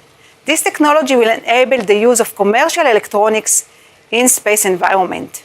Testing recycling in space, the effect of microgravity on the rate of decay of plastic by bacteria. In agriculture, growing specific seeds in space as superfood and also for water purification, making the impossible possible. This is what makes Israel a startup nation, Israel the innovation nation. AX-1 and Rakia mission are positioning Israel as a leading technological player in the global space community. I look forward to exciting scientific and technological results. Good luck. Well, the whole country of Israel is really excited about Eitan's mission, and I think for me what's most compelling about the Rakia mission is how it really is going to act as a catalyst for the innovation in country to really take advantage of new opportunities in space for both profit and discovery. And so we're really excited to move forward with this mission, and we're gonna really knock out a lot of science with Eitan. Yeah, certainly. You know, it's incredible to think that so many of these new studies are being given time on station because of the efforts of this crew and Axiom Space. But beyond the specific studies we've just highlighted, you know, there are several others that Axiom has been managing and will manage. Can you share with us a little bit more about these? Yeah, I'm glad you asked. We at Axiom are also using this flight to really further research and technology development that we think either plays a role in developing new in-space manufacturing applications or research applications in the future, and also maybe technologies that will help build future spacecraft. So we have a project where we're looking at stem cells to understand more about precancer and cancerous changes in tumors. We have research that we're doing on the crew with partners in Houston to understand more about what it means to keep a more diverse population healthy in space. We're flying some really cool technology that is autonomous and self-assembly of different panels in space that will ultimately play a role in building new spacecraft autonomously in orbit. And we're even flying a new technology that uses light to remove odors from the cabin, and probably super important on a mission like this where you're going to have 11 people on board for 10 days together. So a lot of different things that we're breaking out, and more that I can't even talk about here, but a lot that we're adding to the cruise mission that we have on orbit. Well, Christian, that's great to hear. Thank you for walking us through the scope of AX-1's research objectives. We're obviously going to be staying very, very well aware of these over the next few days. So, you know, this crew is really setting the bar high and adding all the volume of science that's being conducted on board. Perfect. Thanks, guys. So as you can see there on your screen, the side hatch has been closed. The crew is now in the capsule. The door has been shut, so the closeout team did those final checks with the crew to make sure that they're ready to go to space today. So they closed the side hatch. They performed a leak check where they basically inflate a seal around the side hatch and hold it at a certain pressure for a certain amount of time and make sure that the seal is good. So that side hatch has been closed. The closeout crew and the suit technicians are still on the exterior, as you can see there on the left-hand side of your screen. And they are preparing to finish things up, and then we'll be stepping into comm checks with the crew and our ground teams here on the ground.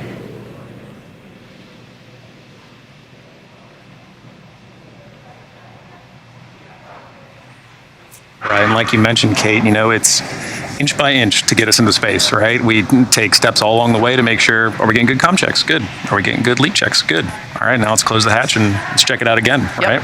So it's all part of the process that this crew's a part of, and that all crews on the ground are a part of, to make sure that we have a successful mission today. And, I think crew's now at that spot that you were talking about earlier. All right, we're ready. I see that hatch closed, and I know I got good comms.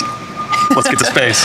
Yeah, watching that seat rotation is always an exciting moment for me, because you can see expressions change. Yeah. You can see body language change, because that seat rotation back into the launch position for the crew is the final physical movement that they have prior to liftoff. Right. So it's always fun to watch.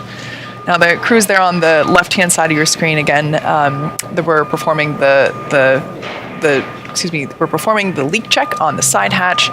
And you can see the tablets there. The crew is using to follow along with the data that's coming in from that leak check, as well as just monitoring where we are in the closeout process. As I've said a couple of times already, everything is extremely well choreographed. Every step of the procedure is documented down to details like, make sure there's a Sharpie in the white room prior to crew's arrival to make sure that they can add their name to the wall of signatures that you see there.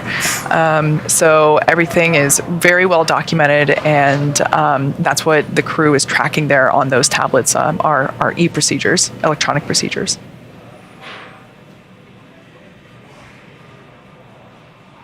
Right now we're about 2 minutes into the 5-minute wait for that leak check. So like I said, we inflate the seal around the side hatch and hold it at a pressure for 5 minutes, and monitor that data to make sure that it holds that pressure for the 5 minutes.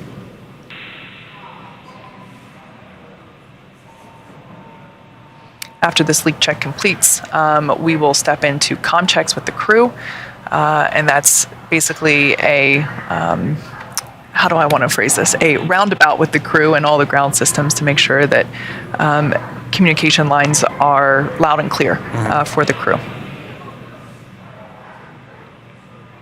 Right, and followed by that, it's just marching down towards T0, right? We have, launch escape system checks being armed after that. Closeout team will depart, and the crew arm retracts, and we just keep working our way towards launch. Which now just about 1 hour and 15 minutes away. So once the leak check for the side hatch completes and the closeout team departs the white room and ultimately the tower, it's a lot of waiting for the crew. So it's a lot of excitement. Oh, the seats are rotating, it's happening, and then it's wait. Yeah, exactly. All right, well, and while we're waiting for those checks, let's take a little closer look at the crew again today. So serving as commander for this mission is Michael Lopez Alegria, or MLA as you've heard some of us call him. He's a veteran of 3 space shuttle flights, 1 Soyuz flight, and numerous spacewalks. For side hatch leak check.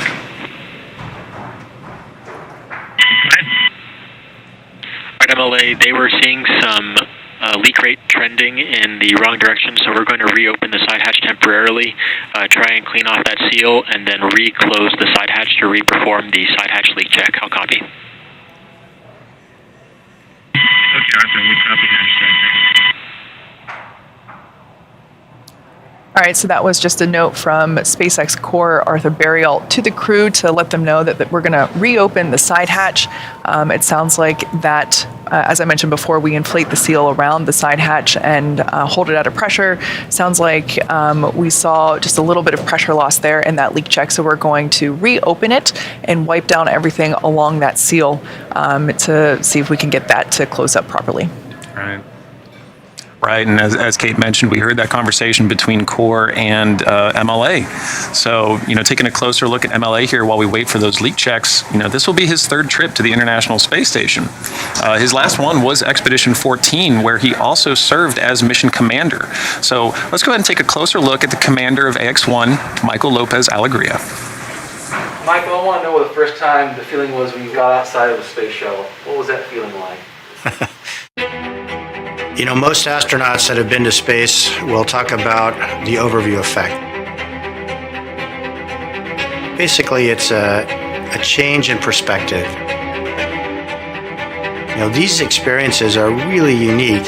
So I'm trying not to set expectations for the crew because I really want them to have their own interpretation of what it's like.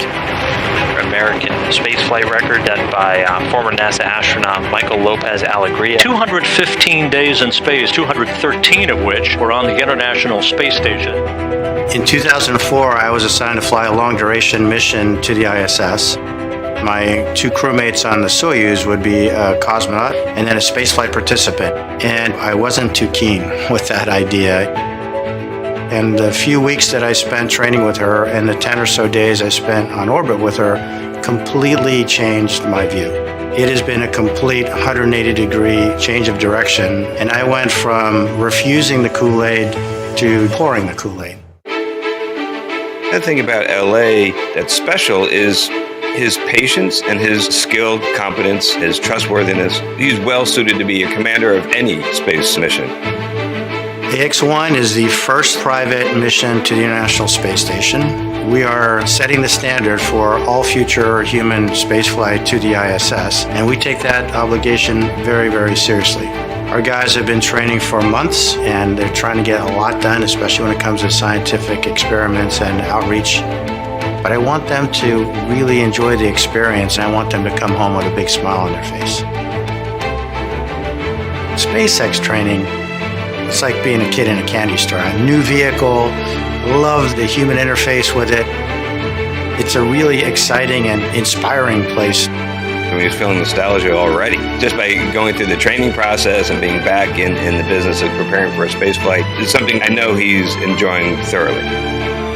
I've been involved with Axiom, which started out literally as a handful of people in 2016 to where it is today. I really tip my cap to all of the people here at Axiom. Hey, boss, don't screw up. I'm Michael Lopez Alegria, and I'm the commander of AX-1.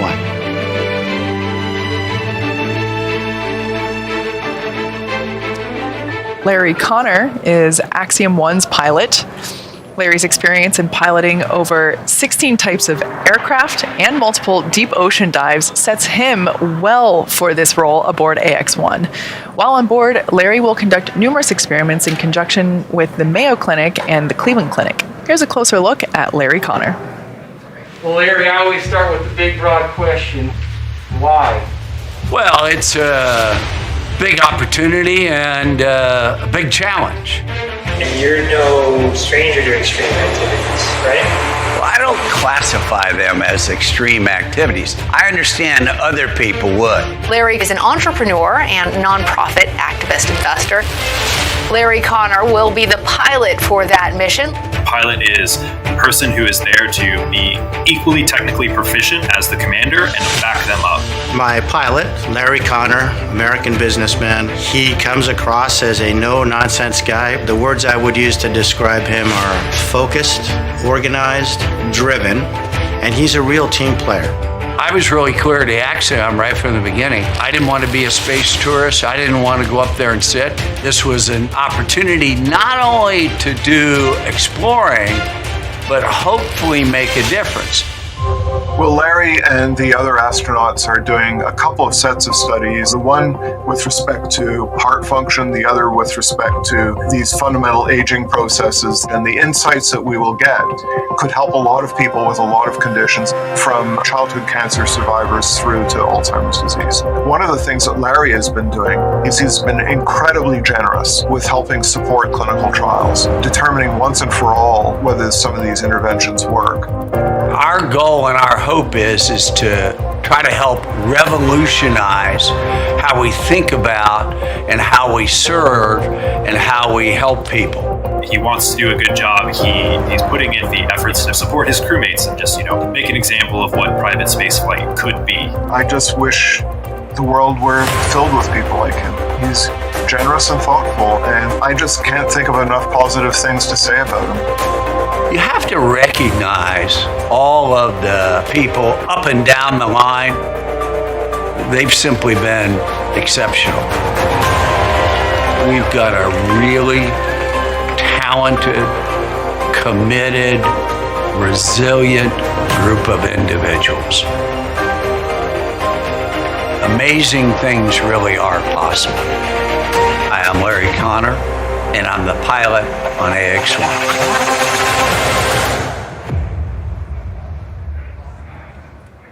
Now coming to Eitan Stiba. Serving as mission specialist, Eitan has a significant mission ahead of him in terms of objectives, as we talked with Christian earlier about. Working with the Ramon Foundation and the Israel Space Agency at the Ministry of Science and Technology, Eitan will be focusing on everything from genetic diagnostics to arts and science outreach. Here's a closer look at Eitan's story. Tell me, what was your first spark to want to fly? That's an interesting question.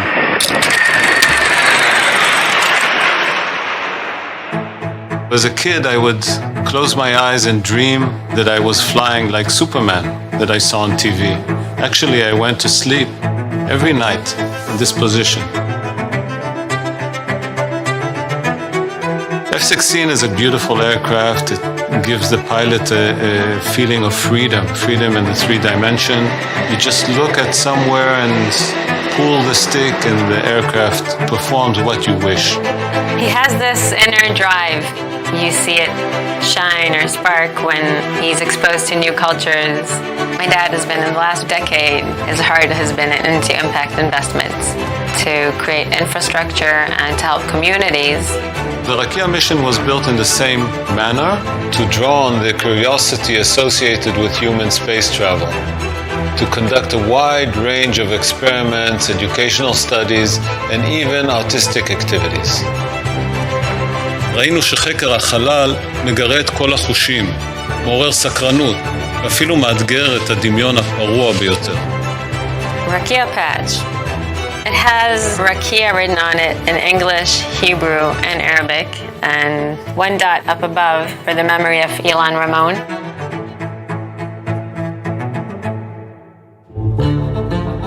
Even though Israel is a technological country, space is something that ignites a curiosity. It's unreachable, it's far away. One of my objectives in the mission is to change the sentiment in Israel about human spaceflight, to inspire children to look up to the sky and imagine things that are not possible and try to reach them. Engines full power. Lift off. Thrust of Falcon 9 is like 2 squadrons of F-16s in full afterburner. That power is incredible. I sat inside the simulator of the Dragon, looked up and imagined how that would feel. I think it's going to be the most beautiful thing in the world, seeing this literally take off and seeing all the ideas and all the effort that has been done come to life. It's going to be beautiful. There is an African proverb that says, if you want to go fast, go alone. If you want to go far, go together. And I'm happy that so many Israeli entities and people can join this effort.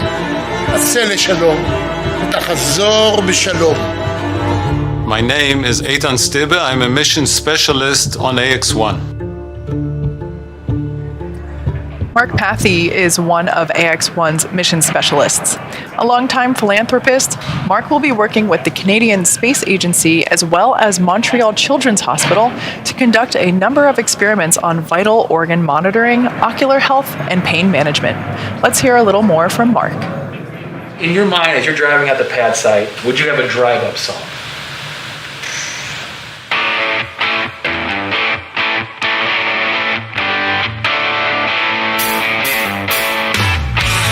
To get to that moment where I'm sitting in the seat, buckled in, and that countdown's beginning. 3, 2, 1.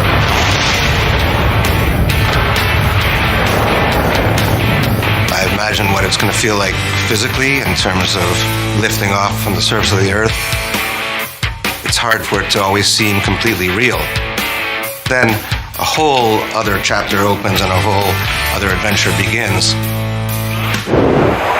I'm very excited to start my training. I've been waiting for a long time. The anticipation's been killing me. Now here we are today. I'm ready.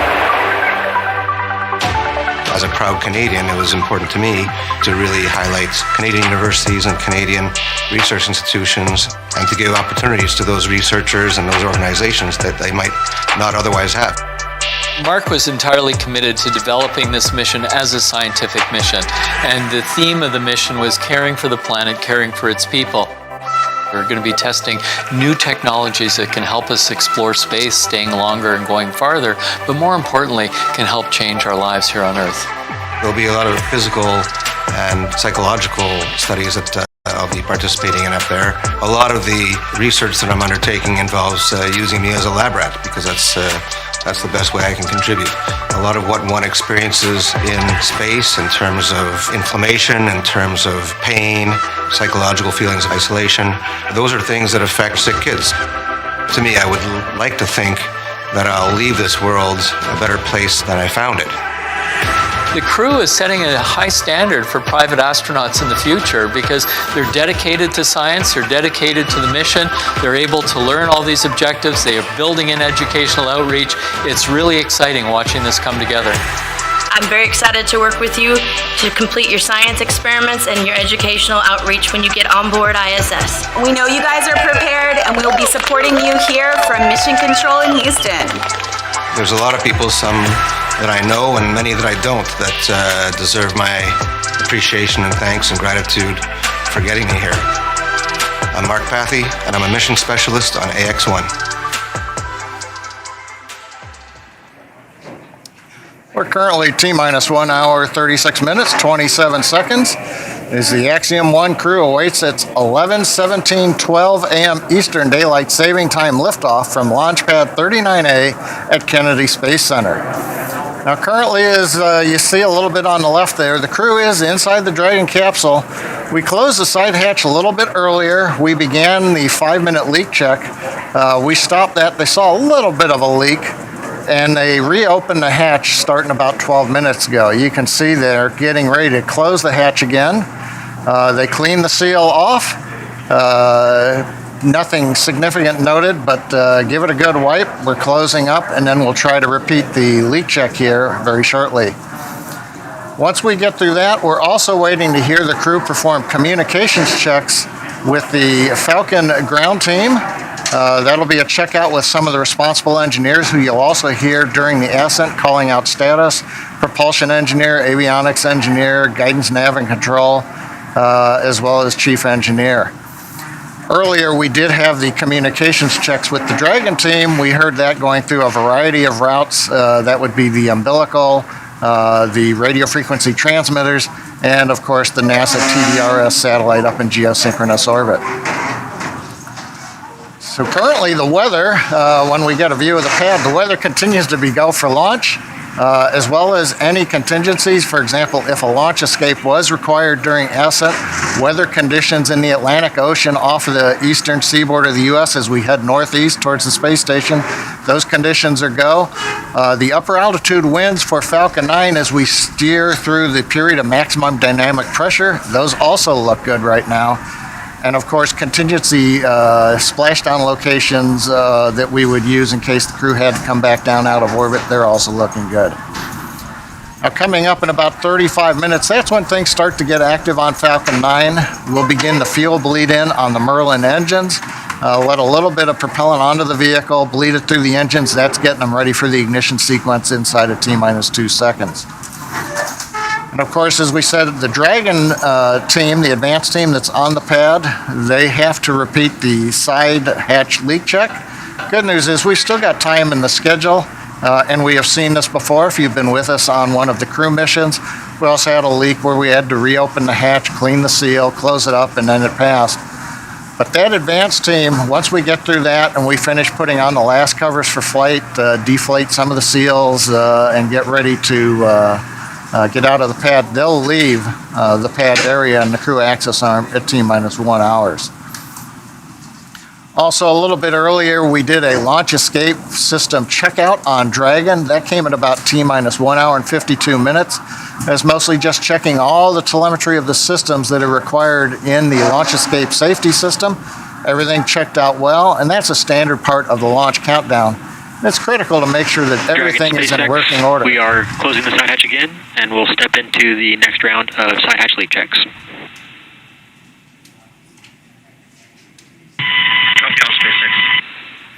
And we've heard the call out. You can see the advanced team. They're closing the hatch. Looks like they're torquing up to the required load. We then begin a pressurization sequence for a few minutes, and then we hold it for 5 minutes. And then, fingers crossed, we'll get a successful leak check. We'll get into the communications checkouts and proceed on to the T-minus 1 hour and countdown to an on-time launch. But right now, Kate, John, everything continues to look good out of Pad 39A. We have to recommence the health checks for the launch escape system with the second hatch closure. Expect a momentary flight computer state change.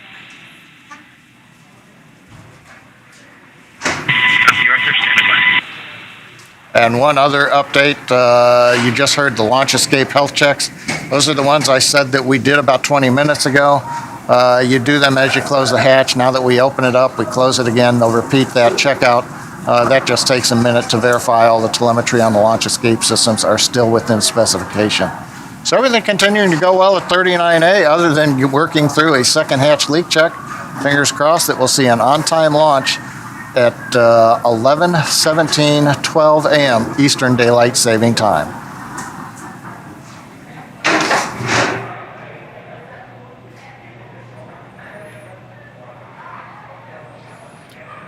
So as John and I said, we have we're now in the process of redoing the side hatch closure and leak check. So the team saw a little bit of loss of pressurization whenever we were conducting that leak check. Not a huge deal. Just reopen it. They wiped down the seal itself. Didn't really know anything significant. So now they have reclosed it. And we're now reperforming that leak check. The crew remains seated and comfortable there on the right-hand side of your screen inside Dragon Endeavour. Yeah. Well, as we wait for that, I wanted to talk about a bit, like a major objective of this mission is outreach and, getting more people interested in spaceflight, but more importantly, finding ways to connect us together. And some of the best ways to do that are through art and shared experiences with art. So for this mission, we asked artist Michael Kagan, known for his space-themed artwork, to create an exclusive new piece that commemorates the AX-1 mission. And he created the spacewalker that you see on your screen there. So this digital asset can be enjoyed as an augmented reality spacewalker that anyone can check out and play with. And here's how it works. I got to play with this a little bit yesterday. It's pretty cool. But we'll have a QR code for everyone at home to scan with your phone, and the spacewalker will become an AR model on your phone that you can play with. You can adjust the scale and position it as you want, rather, and then snap a photo with it wherever that spacewalker is. It's actually pretty fun. I got to kind of play around with them. We walked around here a little bit and popped the spacewalker over there and took a photo of it. It's pretty cool. That's pretty cool. Yeah, so at home, we'd love to see what you can do with it. So be sure to tag any posts with the hashtag AX1. That is AX and the number 1. Yeah, I personally, I'm not really into NFTs, but that is beautiful. This might be what gets me in. Yeah. So as you said, that's not it, right? We're taking this one step further with the goal of encouraging people all over the world to have some fun with this mission. We are announcing that the AX-1 crew is going to mint the Spacewalker as an NFT from space. So for all of those NFT collectors out there, the Axiom NFT Marketplace is launching right now. And over the course of this mission, it will feature digital artwork, just like Michael Kagan's Spacewalker there, associated with this historic mission. So if you'd like to join, the website is nft.axiomspace.com, and it is going live right now. So we'll be announcing the live auction for the Spacewalker NFT during the mission. So be sure to visit nft.axiomspace.com for more info over the coming days. And that's where you're going to find the QR code to the augmented reality Spacewalker. So again, head to nft.axiomspace.com, scan the QR code, go have some fun, play with the Spacewalker, put them wherever you want, and have a blast with them. Super cool. Yeah. So just a quick check-in. You can see there Falcon 9 remains on the pad. We are continuing to count down to our liftoff at just under 1 hour and 30 minutes from now. As you can see on the right-hand side, the crew are in their seats, and the team on the left is conducting the leak check of that side hatch. For those of you that have just joined us recently, we did attempt to close the side hatch earlier, closed it, but when we performed that leak check initially, saw a very small loss of pressure there. So we reopened it, and then the teams wiped down the seal, inspected it.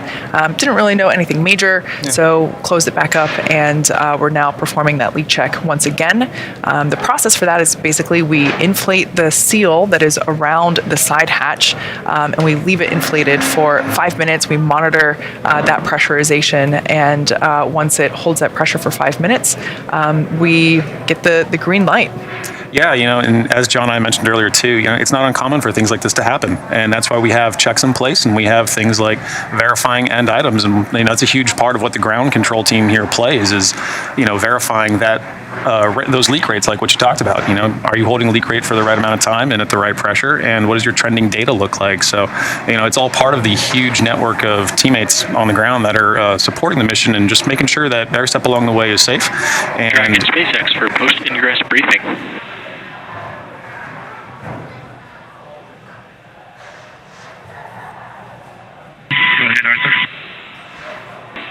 All right, MLA. While we continue through the side hatch leak check, it continues to look like a great day to fly. Dragon, Falcon, and 39 Alpha all look good to fly. Systems are nominal, and we have no deltas to the pre-briefed emergency deorbit sites.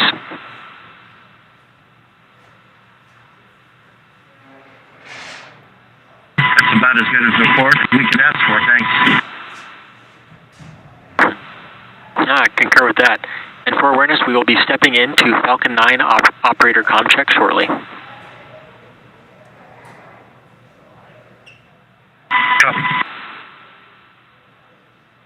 All right, that voice that you just heard was Arthur Berrialt, our the SpaceX core, who basically is the primary communicator between the teams here on the ground and the crew. Really important role because for us we can see what's going on. We've got the views here, but think about it for the crew. They can't really see what's on the other side of that side hatch. So important updates there to keep them informed. That being said, Dragon, GNC will begin the Falcon 9 operator comm check with you at this point. Go ahead, GNC.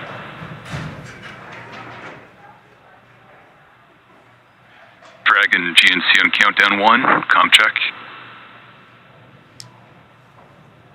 You're loud and clear, Cyrus, honey. GNC loud and clear. Stand by for comm check by propulsion engineer. Dragon, prop on countdown 1, comm check.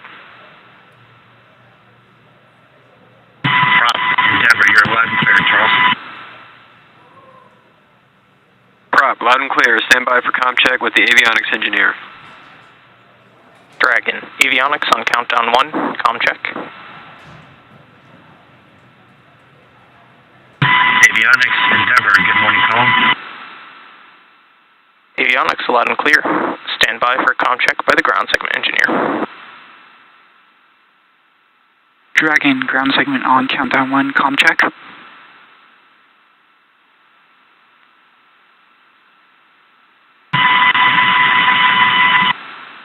Loud and clear, Andrew, good morning. Good morning, ground segment has you loud and clear. Stand by for comm check by launch control.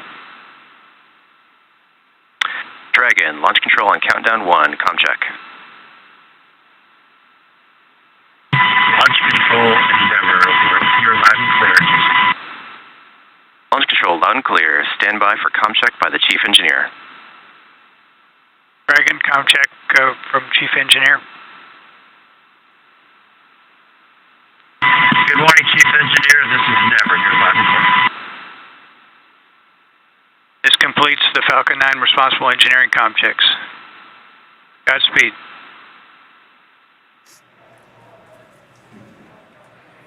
Thank you.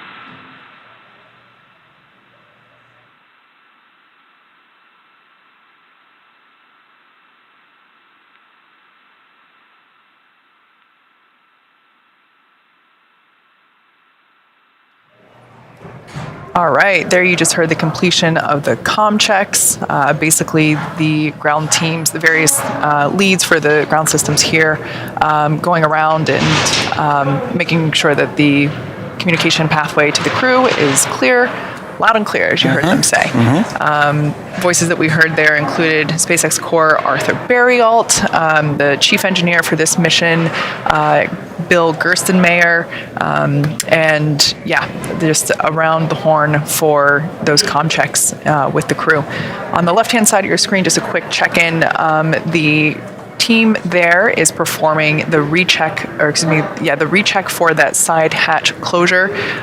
So we did attempt to close the side hatch and perform a leak check, and we saw just a very slight loss of pressure during that leak check. So we opened it back up, wiped it down. Teams didn't know anything major when they inspected it. So now we've reclosed it, and we are reperforming that leak check, which includes basically getting it up to pressurization or pressure 3 minutes, and then holding it at that pressure for 5 minutes. So right now we're in that 5-minute wait period. So as you can tell for the crew, it's a lot of waiting. It's we do this and now we wait, and now we do this and then we wait. Hurry up and wait, as they say. Yeah, and Kate, as you mentioned, and as we heard, concurrently while we're doing that repress and recheck, we're also trying to concurrently perform those comm checks, right, and gain some time back as well. So crew, as they're in their vehicle waiting, they're still on track for their mission, right? They're still zeroed in on exactly what they've got to do, exactly how they can provide assistance in providing and following their procedures and working with the ground teams to stay on track for launch. Sure. And it's worth noting, we do build margin into the timeline for this exact reason. If you followed our human spaceflight missions before, sometimes you hear the Corps indicate that we have X amount of minutes of margin. So yeah, for this exact reason, we do build in that margin. And as I said earlier, the countdown itself is what aligns all the various teams working to support the launch on the same timeline. So it's what makes sure that everybody syncs up. And so allowing us to, perform those comm checks while doing the repress and recheck, just making sure that all those teams are continuing to remain aligned. Yeah. I think during this, waiting period too, crew is sitting there thinking about not only what do I have to do today, right now, like I'm waking up and I'm getting my suit checked out. There's steps all along the way, and I can only imagine how they're thinking about what their mission is ahead of them, right? All of the work that we've heard that they're trying to accomplish on orbit, their objectives, they're sitting there thinking, how can I be the most effective I can be over the next 8 days, right? And so I'm just thinking about the things that they're bringing up there with them, right? Little mementos that they're bringing up there with them. We heard some interesting things, during their pre-briefing last week. Certain tokens and mementos of home that they're bringing up and what that means to them. That all plays a part of this mission. What kind of keeps them going through these waiting periods? Thinking about what am I going to do up there? What does this mean to me? What does it mean to the people back home? And they're just ready to get up there and start working towards those objectives.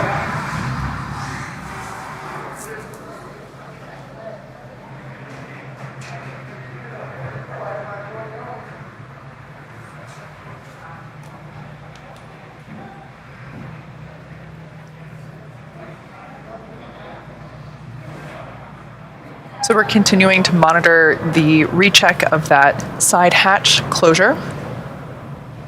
The team is performing that leak check now. Should be wrapping that up pretty soon.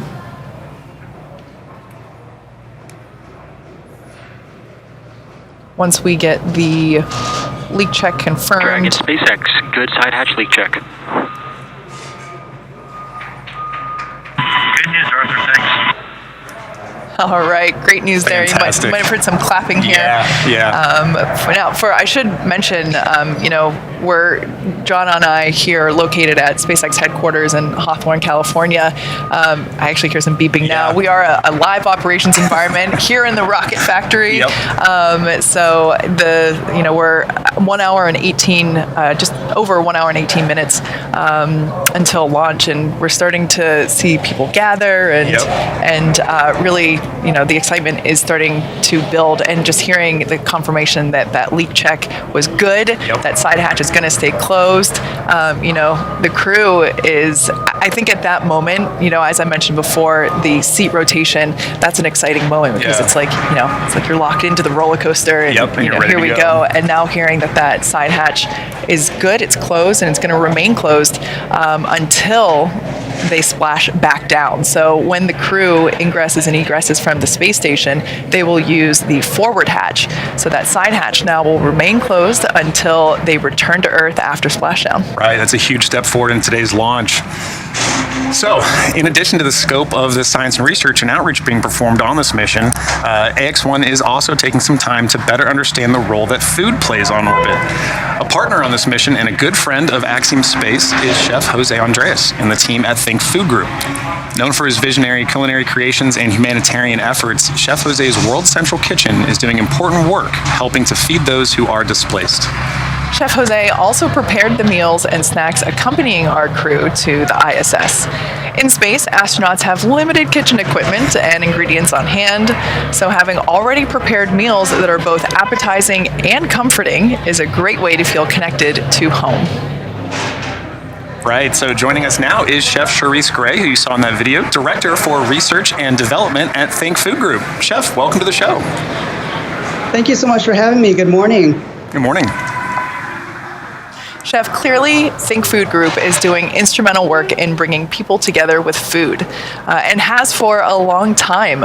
What has been your team's mantra or ethos when it comes to creating these new dishes? Well, at Think Food Group, our mission is to change the world through the power of food.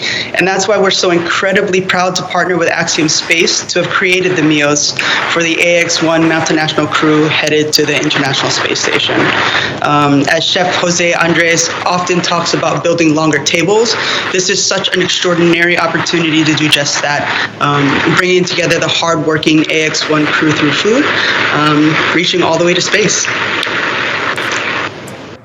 So, as a partner on AX-1, the culinary teams at Think Food Group have developed a meal to be shared amongst the crew in space on the space station. What did you put together? So, the partner on the food mission was born on a friendship between Chef Jose and fellow Spaniard and veteran astronaut Michael Lopez Alegria, the commander of the upcoming mission. And as a result, we really wanted to lean on the flavors and traditional dishes of their native Spain. So we've made secreto de cerdo with pisto, which is a prized cut of Iberico pork with tomatoes, onions, eggplant, and peppers. And the second meal is chicken and mushroom paella. Paella is, Spain's quintessential rice dish, and the AX-1 crew will be able to enjoy also along with that some Spanish jamon, salchichon, and Marcona almonds. Super cool. Now, can you tell us a little bit more about the significance of those choices? We wanted to be sure that we created meals that were not only nutrient-rich, but satisfying and really delicious. Unlike, traditional ready-to-eat meals that are designed for quick consumption. As chefs, we understand the importance of really, bold and memorable flavors and created food that you'd really want to eat anywhere in the world, or in this case, out of this world. Exactly right. So what were some of the challenges that you faced in trying to prepare those meals for Out of This World?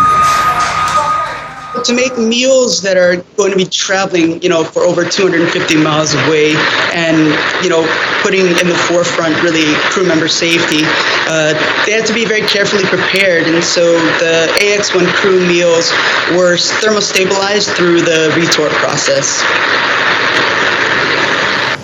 Now, your teams also put together a set of snacks that the crew is taking with them to enjoy at various points on their journey to the ISS. We were fortunate enough to receive a few of those extra packets, and we'd love to share a snack together with you. What do we have here? So you're holding one of the pouches of the actual meals. Let me see what you've got there. It looks like you might have got the pisto or the rice. I think I have the rice. Valencia rice with chicken. Yes. And I just spilled it everywhere. There's the pisto there. Wow, just immediately the aroma just is strong. It's in a very good way. Yeah. It's my mouth is already watering. Well, and that's John, something what do you have? Yeah, so I've got the pork stew, and I've got to say the same. The aroma, I think, is really what I would appreciate if I was on orbit and opening this up for the first time. Right? We've heard so much, especially on the crew system side at Axiom, how much aroma plays into just enjoying your meal, and that can go away during your time on orbit. So I think it's a really important aspect to consider when you're preparing meals. But also, snacks are super important. So, along with those meals, the AX-1 astronauts will also be able to enjoy some really Spanish delicacies such as jamón ibérico de bellota, jamón salchichón from Fermin, Casas de Juelo olive oil, and Marcona almonds by Albert Adria. This is way better than I would have anticipated. Yeah, I've got to say, this is amazing, Chef Charisse. Yeah. Thank you very much for putting this together, and thank you for letting us enjoy it.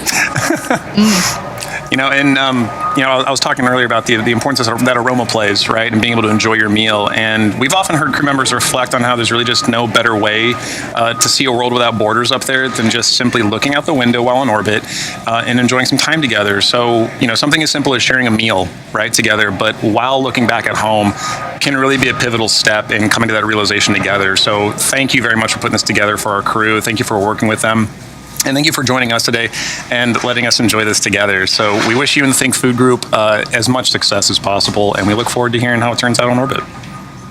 Thank you so much, and thank you for allowing us to be part of such a momentous day. Thank you for sharing that with us. That was awesome. Yeah. Well, after you. I was going to say, at Axiom, we are hard at work building the next destination in low Earth orbit, and Axiom Station is being designed as a true continuation and evolution of the International Space Station. So much gained over the last 20 plus years in orbit. Axiom's goal is to build upon the successes and lessons learned over that time while bridging the gap between the ISS and commercial spaceflight. Ultimately, allowing greater access to that knowledge and capability ensures that humans continue to benefit from time spent in low Earth orbit. Axiom's first private astronaut missions are crucial steps in learning how the relationships between government and private industry can grow and change.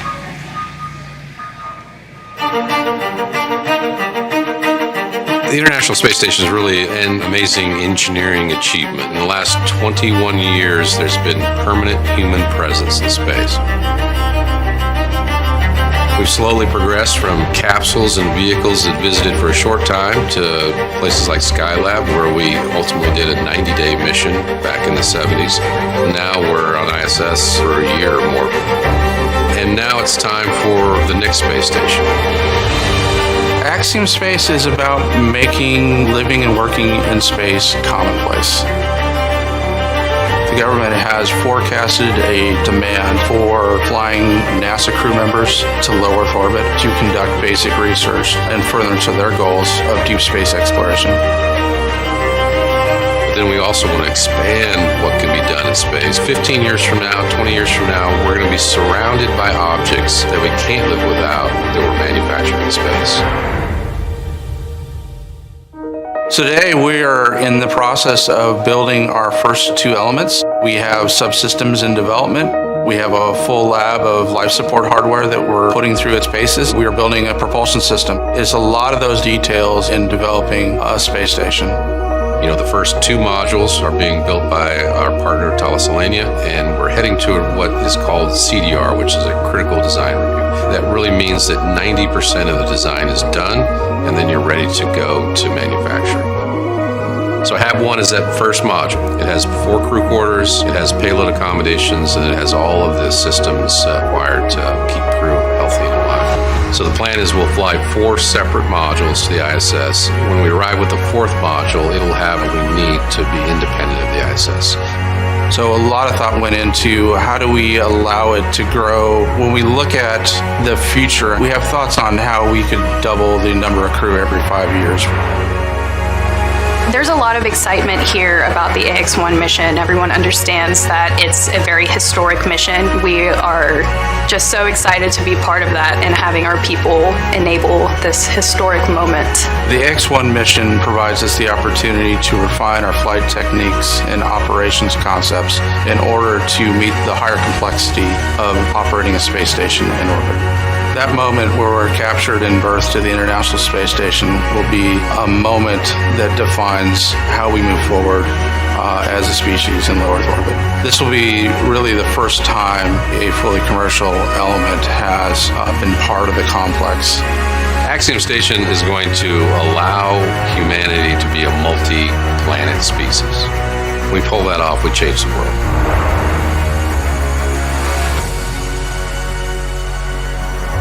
And speaking of growing and expanding opportunities in low Earth orbit, this Axiom mission adds to a story that began in 2003. In Israel, Eitan Stiba is not just becoming the second Israeli astronaut in the country's history, but he is following on the legacy of Ilan Ramon. For Israel, this is a mission of peace and hope, and they have called this mission Rakia, which is a word that means the heavens or firmament in English. So to tell us a little bit more about the Rakia mission, we send you now to our good friends in Tel Aviv, Israel, who are actively monitoring today's launch efforts. Thank you, John and Kate, and thank you for joining us here at the Rakia headquarters in Tel Aviv. I'm Omri Doron, and together with me is the Israeli team of Rakia and its partners who have worked day and night to make this mission possible. Now, all joined together for this exciting launch of AX-1 to the International Space Station.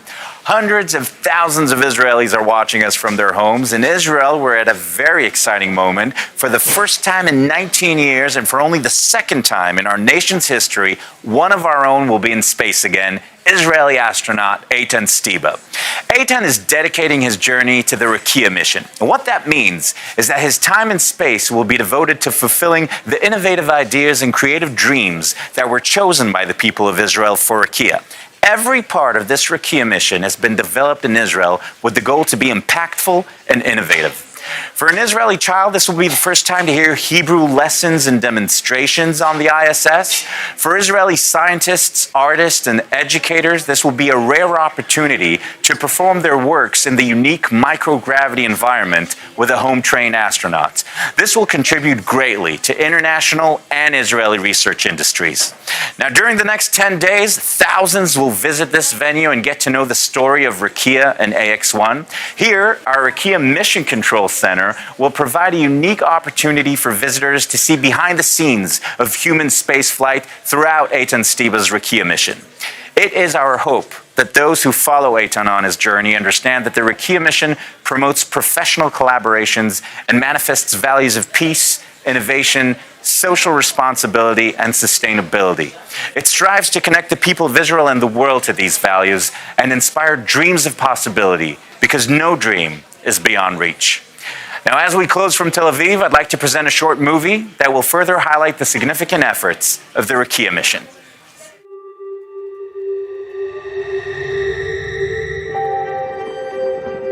Just in case you find yourself leading an inspiring mission to space, here's a packing list that might help.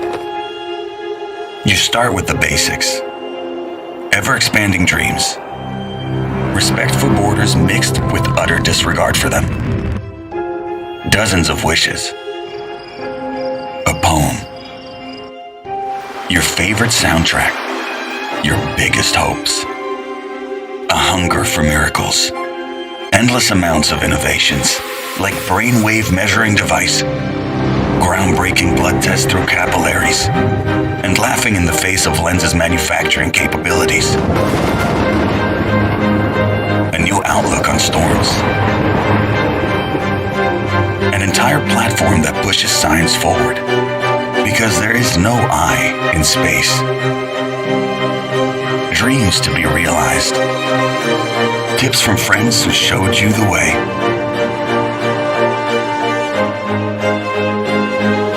Two ounces of inspiration. Your inner child. Because the one thing that's more important than to travel light is to make sure travel enlightens an entire generation. Thousands of schools that joined the mission. Your nation's brightest, young, inquisitive minds. A sense of humor. A prayer, just in case. A few words of wisdom. 306,757 to be exact. And another 4 to be exact. Amazing partners, local and foreign. And a big thank you to those who made it possible, or just a big.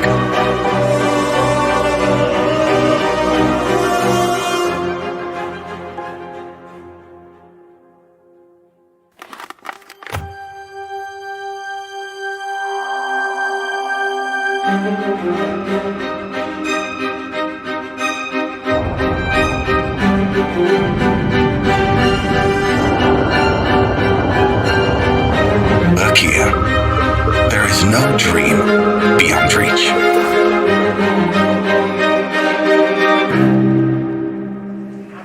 We're just over 63 minutes away from launch.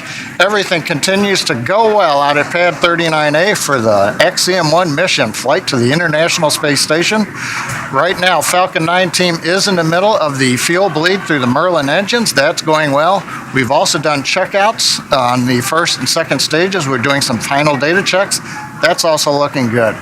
Up on the Dragon capsule, you can see the crew access arm. The seal from the White Room has actually been deflated. You can see it's pulled away a little bit.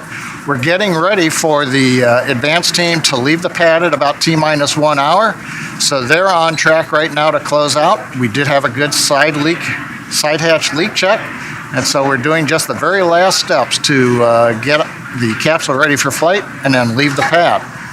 And of course, in the background, as you can see on the monitors or on your screens, it's blue skies over Kennedy Space Center, Pad 39A. Weather's looking good, both in the local area as well as when we head northeast towards the space station.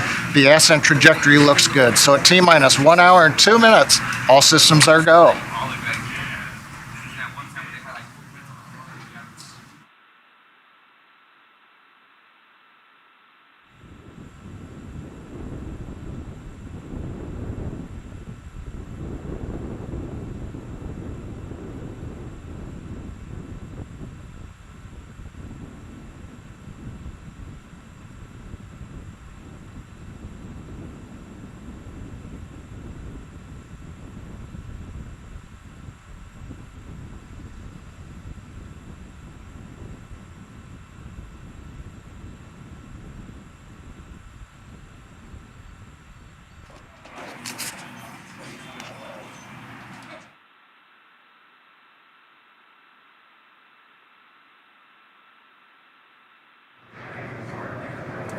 All right, well, you're looking at a live view of the Falcon 9 rocket and Dragon spacecraft that is in the final stages of preparation to launch the world's first all-private astronaut mission to the International Space Station in just over 1 hour from now. Today's launch marks the next step in evolution of the human spaceflight story. This is the first of a number of planned private astronaut missions, or PAMs, by Axiom Space to the International Space Station, and it represents the culmination of years of hard work between both government and private entities to open up the doors to low Earth orbit. My name is John Rackham, and I am the Crew Systems Deputy Manager at Axiom Space, based out of Houston, Texas. For awareness, we are cycling orbit tank isolation valves to equalize low flow pressure.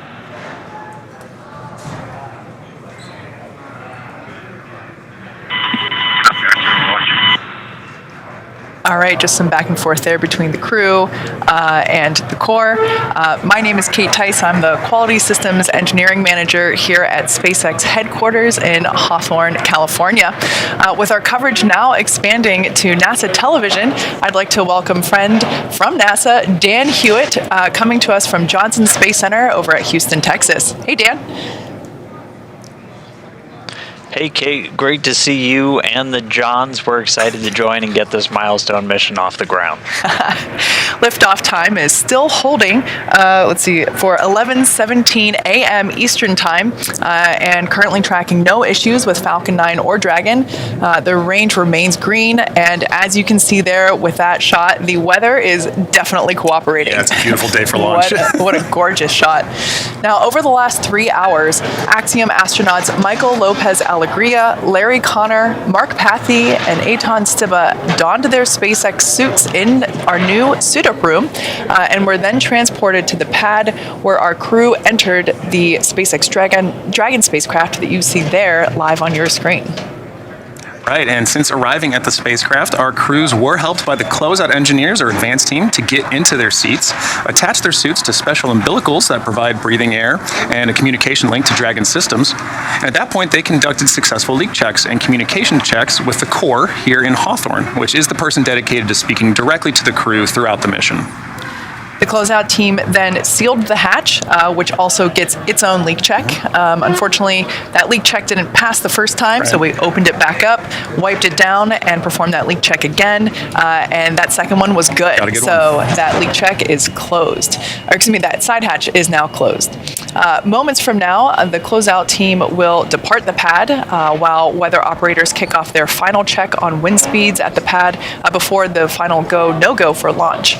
But before we get to that final go, no-go, the SpaceX team will do an internal poll, making sure conditions are ready with Falcon 9, Dragon, the crew, the range, and the weather. Let's pause now and watch watch the closeout crew as they finalize their preparations there on the pad.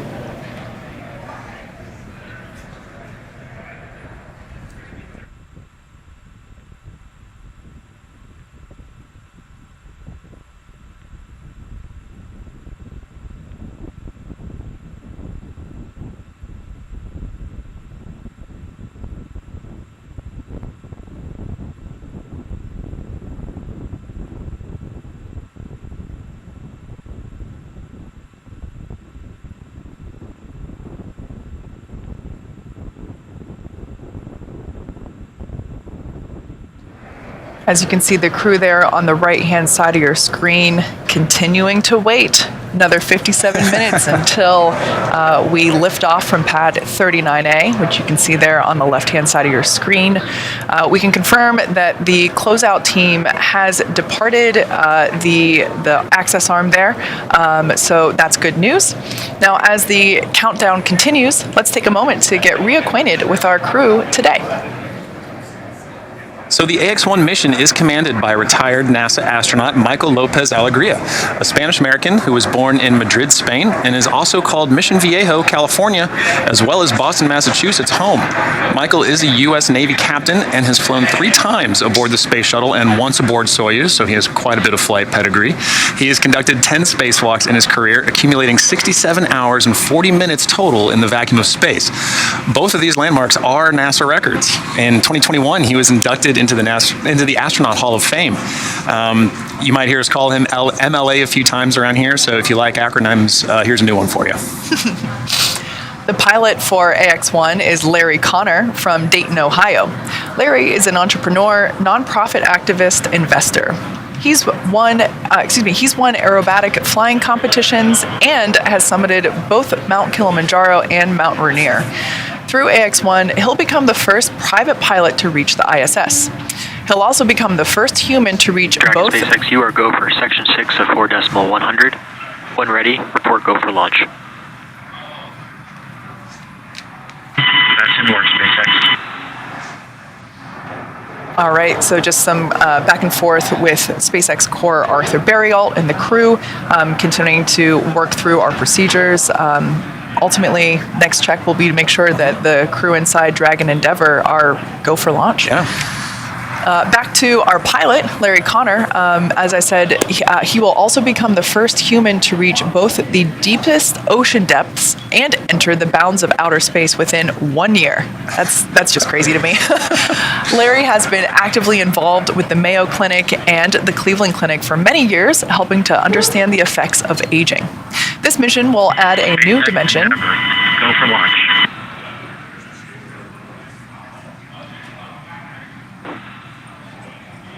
Copy that, Endeavour. Crews go for launch. All right.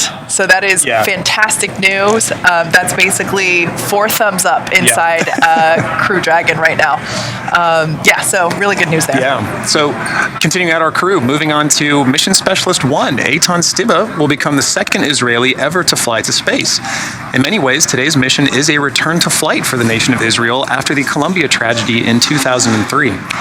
Eitan served for more than 4 decades as a fighter pilot in the Israeli Air Force, where he received the Distinguished Aviator Medal, and today he is an impact investor and philanthropist. In collaboration with the Ramon Foundation, the Israel Space Agency, and the Ministry of Innovation, Science and Technology, and the Ministry of Education, Stiebel will fly to the ISS under the Rakia banner and the maxim, "There is no dream beyond reach." During his time on the ISS, Stiebel will facilitate scientific experiments, educational outreach, and one of my personal favorites, artistic activities. Mark Pathy is an entrepreneur, investor, and philanthropist, as well as mission specialist number 2 on this AX-1 mission. Pathy is currently the Chief Executive Officer and Chairman of Montreal-based Maverick, a privately owned investment and financing company he founded that focuses on innovation and social impact.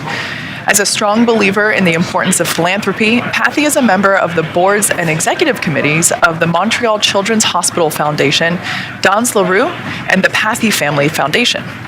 Through the AX-1 mission, Pathy will become Canada's second private astronaut and the 12th Canadian to go to space. All right, well, you've seen the vehicle, you've met the crew, you've heard some good calls on our way to launch, and we're just within the hour. So let's send you over now to NASA's Johnson Space Center, where Dan Hewitt is following the launch prep from Mission Control in Houston. Dan, over to you. Hey, thanks, John. And the team behind me flying the space station, the crew on board, they're ready to get this first private astronaut mission off the ground. Back in 2019, NASA took steps to open the station up for business, issuing a directive to enable new commercial activity on board, including private astronaut missions. And all of this is done with the goal of building a robust economy in low Earth orbit. Now, why does NASA want to do that? Well, we're very aware that there is untapped potential in that space just outside of our atmosphere, and low Earth orbit can be a first step towards unlocking limitless possibilities. On this July 20th, 1969. It's one small step for man, one giant leap for mankind. Greatness Boy. We're going to be busy. cannot always be seized in a moment. Sometimes it requires a first step, a step into the unknown. Not knowing the path, but understanding the goal. Believing that the first step leads to greatness. We've touched the sky, believing it will lead to new worlds. We've left our home, believing in a brighter future. We've come together, believing in shared goals. We've stayed and learned, believing in benefits for all. We take the first step time and time again because we've witnessed its benefits and believe in its potential. So we're expanding and enabling this step for others to push humanity further as we prepare for the next giant leap. We'll always need this first step. We're here to stay. And now is the time to join us.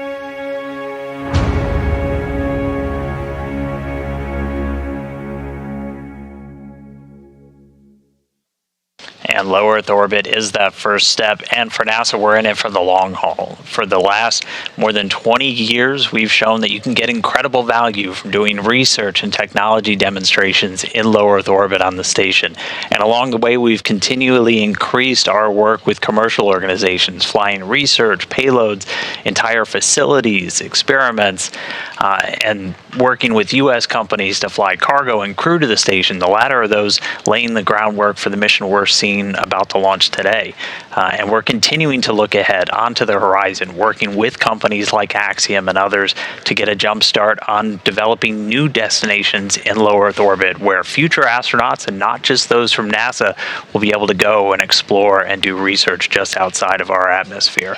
So we've got our sights on the horizon, and our ultimate goal is for NASA to become one of many customers in this new economy in low Earth orbit as we set our sights sights on deep space exploration, heading back to the moon and beyond under the Artemis program.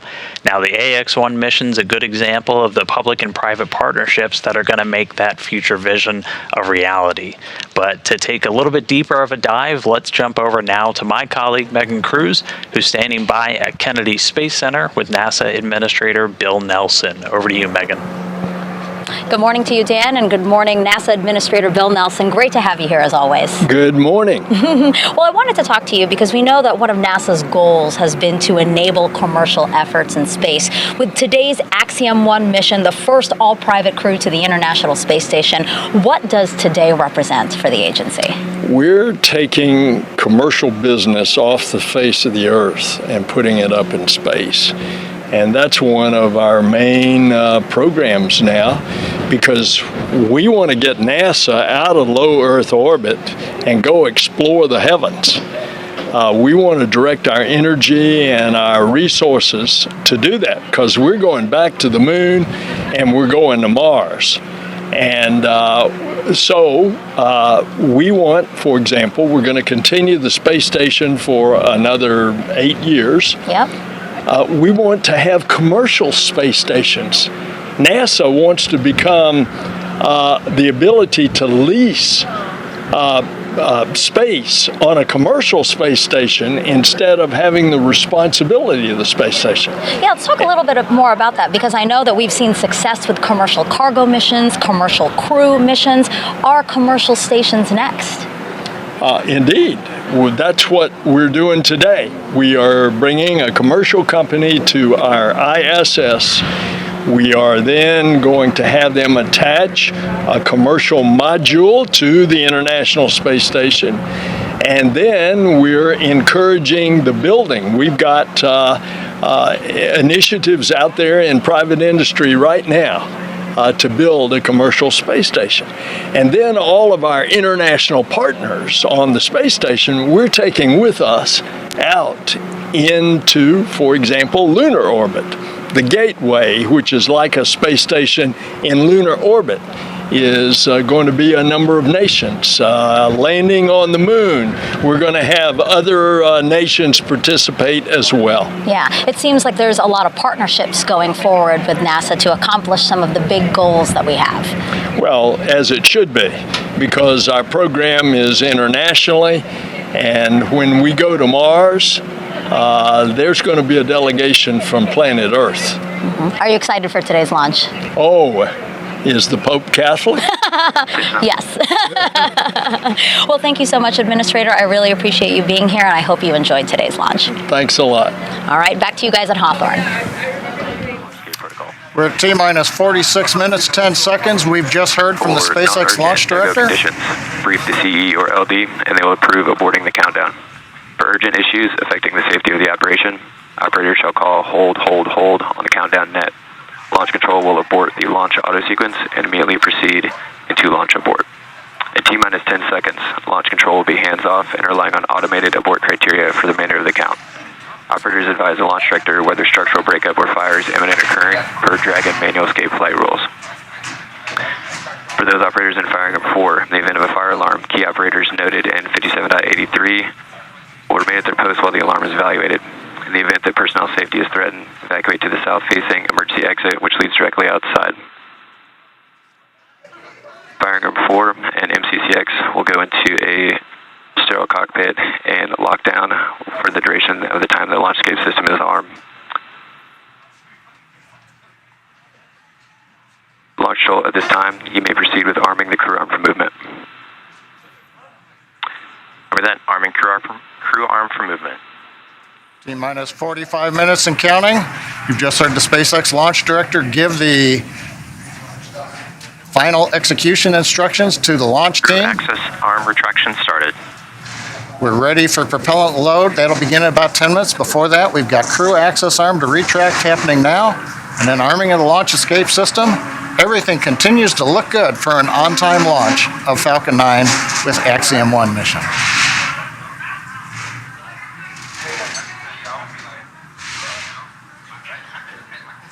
Dragon SpaceX for tablets.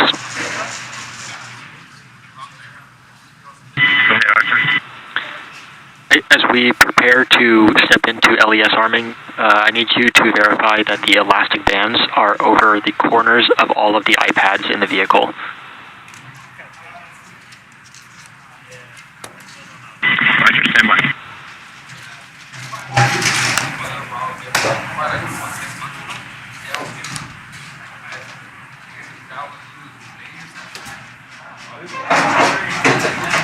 SpaceX Endeavour, Arthur, I can confirm that the elastic bands on the satchels are around the tablets. All right, copy that. Thank you, MLA. And for awareness, that last call came in pretty quiet, so if you could speak up on the upcoming calls, that'd be great. Thanks.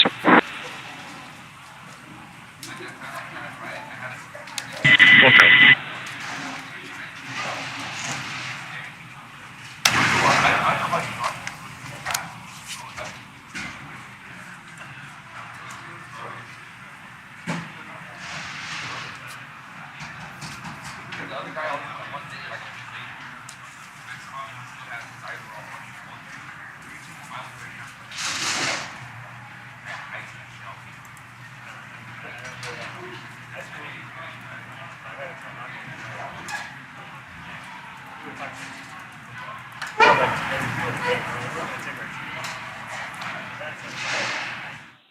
Okay, we'll give you an update here. Inside of 43 minutes, crew access arm has retracted from the Dragon spacecraft.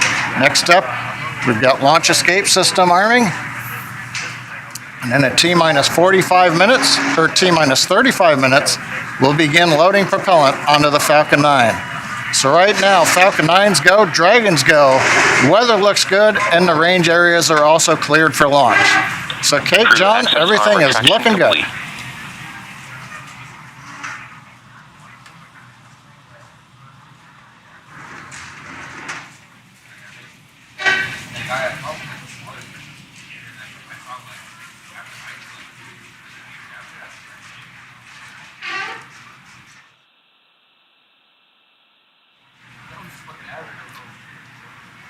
Inside of 42 minutes, everything continues to go well.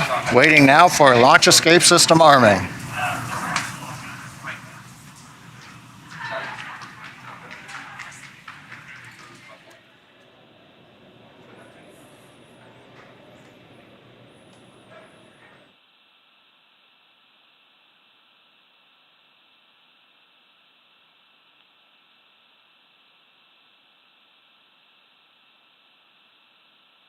Endeavour, SpaceX for launch escape system. Go ahead, Arthur. All right, MLA, at this time I can give you a go to step through section 7 of 4.100, close visors and arm the launch escape system. That should work.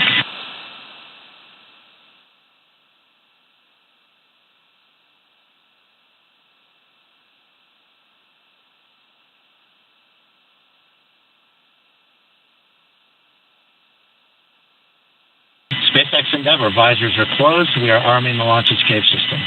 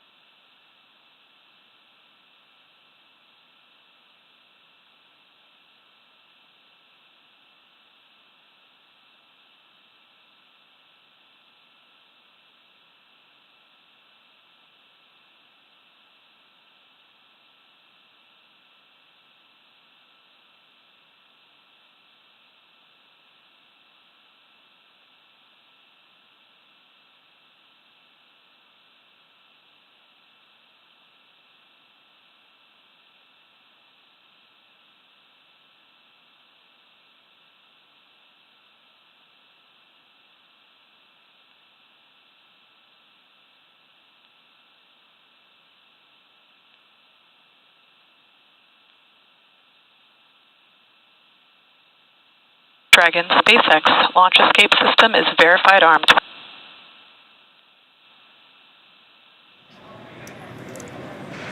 Happy space day. All right, there you heard it. The launch escape system is now armed. You can see there the crew in their seats with the visors down. Launch escape system, is the first of its kind escape system. It provides escape capability all the way to orbit. It's a really important function to have. Obviously, no intention of using it today, but that's what those call-outs were there back and forth that we just heard. Right, and as we heard earlier too from Administrator Bill Nelson, the importance of low Earth orbit. So speaking of just how valuable low Earth orbit is, the crew of AX-1 will be conducting a tremendous amount of science over the course of their 8 days on board the ISS. And not only does that include 25 Axiom-managed studies, but it also includes the Axiom crew participating in efforts that extend far beyond this mission. Some of those we actually looked at earlier. One of these broader studies is a series of health monitoring tests before and after the flight. A few days ago, I was able to connect with Dr. Emmanuel Riqueta to talk about the ongoing research this crew will participate in on behalf of the Translation Research Institute for Space Health, also known as TRISH. Here's our conversation. Dr. Riqueta, welcome. It is wonderful to get to talk to you. Please introduce yourself and tell us, what is TRISH? Absolutely. My name is Emmanuel Riqueta, and I'm the Chief Medical Officer at the Translational Research Institute for Space Health. And I'm also faculty at Baylor College of Medicine in Houston, Texas. The Translational Research Institute for Space Health, or TRISH, we're partners to the Human Research Program at NASA. And one of our main goals is to find and fund new disruptive research that is high risk but potentially high reward, with the end goal of keep humans healthy both in space and on Earth. And we have been working with commercial spaceflight missions since last year, and Axiom 1 is our 4th commercial spaceflight mission. That's really fascinating. Can you tell us a little bit more about your primary areas of focus or what you're studying on this mission? Yeah, so TRISH focuses mainly on the high priority areas of human spaceflight research. And I would say the 3 highest priority areas are radiation, behavioral issues that come from being isolated and confined in space. And the third one is how your body changes while you're in a different gravity field, either a zero-G environment like in space, or during different gravity fields when you are in the moon or Mars. Okay, interesting. So what kind of systems or hardware are you working with specifically to capture this data? For this mission, the hardware that we're using is absolutely optimized to provide, number one, the highest quality data, while being still easy to use, easy to implement, and being the lowest burden to the astronauts. So to collect all of this data, for example, vision changes, we have been using a small device, is roughly the size of a shoebox that you can see here. I have this here with me. So this is basically like having an optometrist on a box. Basically, the only thing that you have to do is just grab it, put it on your eyes, look at an object that is roughly 6 feet away from you, and after a few seconds, you get a prescription of your glasses as right here. So as I was saying, if there's any changes on astronauts during these missions, we'll be able to see how that changes with this device. We're also looking, I was mentioning, at behavioral changes, how being in an isolated and confined environment has any behavioral aspects. And for this one, we have been using a small tablet like this one, also to test the sensory motor adaptation, the balance disorders, and the space motion sickness. We're using a device like this. And for each of the crew members, we have a set of hardware like this, and it fits. The 4 sets of hardware fits on a medium-sized suitcase. So it is really easy to move wherever it needs to go for launch and landing. That's wonderful. So what are some of the intended outcomes or goals of the research you're doing? Yeah, so some of the outcomes and one of the main applications, number one for spaceflight that we want to get from this research is that short duration missions like Axiom 1 are very, very relevant in the context of Artemis missions. When we go back to the moon, the first missions are going to be roughly the same duration as Axiom 1. So anything new that we learn from these missions is going to be absolutely valuable. Really, every new piece of data that we collect in spaceflight could potentially solve and be that last piece of the puzzle that we're looking to complete what we need to know. Well, Dr. Riqueta, thank you so much for speaking with us today. We wish you the best of luck. It is my pleasure. Thank you. All right, we are about 30 minutes out from launch of the historic AX-1 mission. It has taken an enormous effort from an incredibly dedicated and hardworking team to get to this moment, and that team wanted to take an opportunity to wish the crew of AX-1 well and Godspeed. Hey AX-1, we're so happy for you guys and just want to let you know we've got you here on the ground in mission control, so fly high and have some fun. From all of us here at the Integrated Performance Team, we want to wish you luck on your pioneering mission to the ISS and hope to see you in a couple years when AX-H1 launches. It is not only an immense honor to get to watch your monumental mission, but also to have been able to support you on your journey towards this day as well. Hey guys, can't wait for this mission. We put a lot of hard work in. We're excited for you all to have a great time up there, and good luck. Thank you for helping set an important precedence ahead of a very bright future. Good luck, AX-1 crew. Let's conquer space. Hasta pronto. Woo! We want to send you all off with good wishes in this incredible journey. Godspeed. It has been such an honor to watch and support you guys as you prepare for this moment. I'm so proud of each one of you for the dedication, the long hours, and the hard work you put into making this a meaningful mission. Hello, Axiom astronauts. Thanks for stepping up to the plate for this amazing journey. You guys have trained hard, you've waited a long time, and this is now happening. Safe travels on this historic mission for the first private astronauts to go to the ISS. It's happening. Wave to us from up above because we'll be thinking of you from down below. We're the Axiom Safety Team. We just want you to know that we are really proud of you and we've got your back. We're wishing you a safe and successful mission, and we'll see you when you get back on the ground. Hi guys, we're the Axiom Soft Goods team, and we just want to wish you a good mission and get back safely. It's a real pleasure to be talking with you guys right now, and we're super excited for you. I'm here to cheer you on along with the entire Crew Systems team. Yay. Thanks for everything you're doing.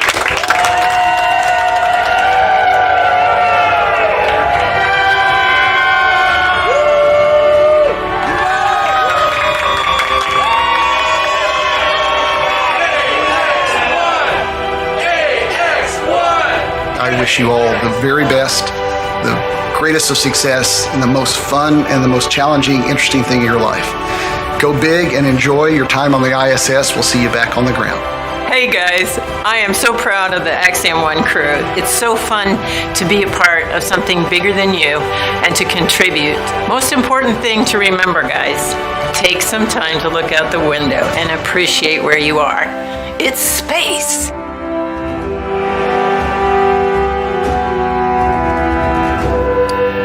We're T-minus 31 minutes and 40 seconds, counting down to the first all-private astronaut mission to the International Space Station. Now, a few minutes ago, Falcon 9 propellant loading began on time at T-minus 35 minutes. RP-1 fuel loading is underway on both the first and second stages. Liquid oxygen loading is underway on the first stage. Now, we'll finish up fuel loading on the second stage at about T-minus 20 minutes, doesn't take very long, and then we'll begin loading liquid oxygen on the second stage at about T-minus 16 and a half minutes. We'll continue propellant loading on Falcon 9 up until about T-minus 2 minutes. Now, speaking of propellants, the Dragon spacecraft was loaded with its propellants about a week and a half ago, just a few miles down the road from the launch site at what we call Dragonland. In order to fly, Dragon needs a fuel and an oxidizer. Start of stage 1 cryohelium loading. For the fuel, we use monomethylhydrazine, or MMH, and nitrogen tetroxide, or NTO, for oxidizer. Now together, these propellants feed the Draco engines that will maneuver Dragon on orbit, changing its attitude, raising its orbit to get to the space station. But that propellant also serves a second purpose, and that would be to use in the 8 Super Draco engines that would power the launch escape system in an escape scenario. But right now on pad 39A, nice view of Falcon 9 with Dragon there. You can see the crew access arm has retracted away from the Dragon spacecraft. The 4-person crew is inside Dragon right now. The launch escape system is armed. Propellant is going into the Falcon 9. So since we are at this stage with the launch escape system armed, that means the 8 Super Draco engines inside the Crew Dragon are ready, if needed, to launch the capsule away from the Falcon 9 rocket in an instant, should there be any kind of emergency associated with the rocket or the pad. We have the ability to use the launch escape system right now if it was needed. couple other status items. Weather, as you can see, looks good. Probability of violating the launch commit criteria is less than 10%. The only thing we're watching is wind gusts, but we believe, having seen the wind for the last several hours, everything continues to look good. That should not be an issue. Weather is also good in the Atlantic Ocean should we need to use a launch escape splashdown site for the Dragon capsule.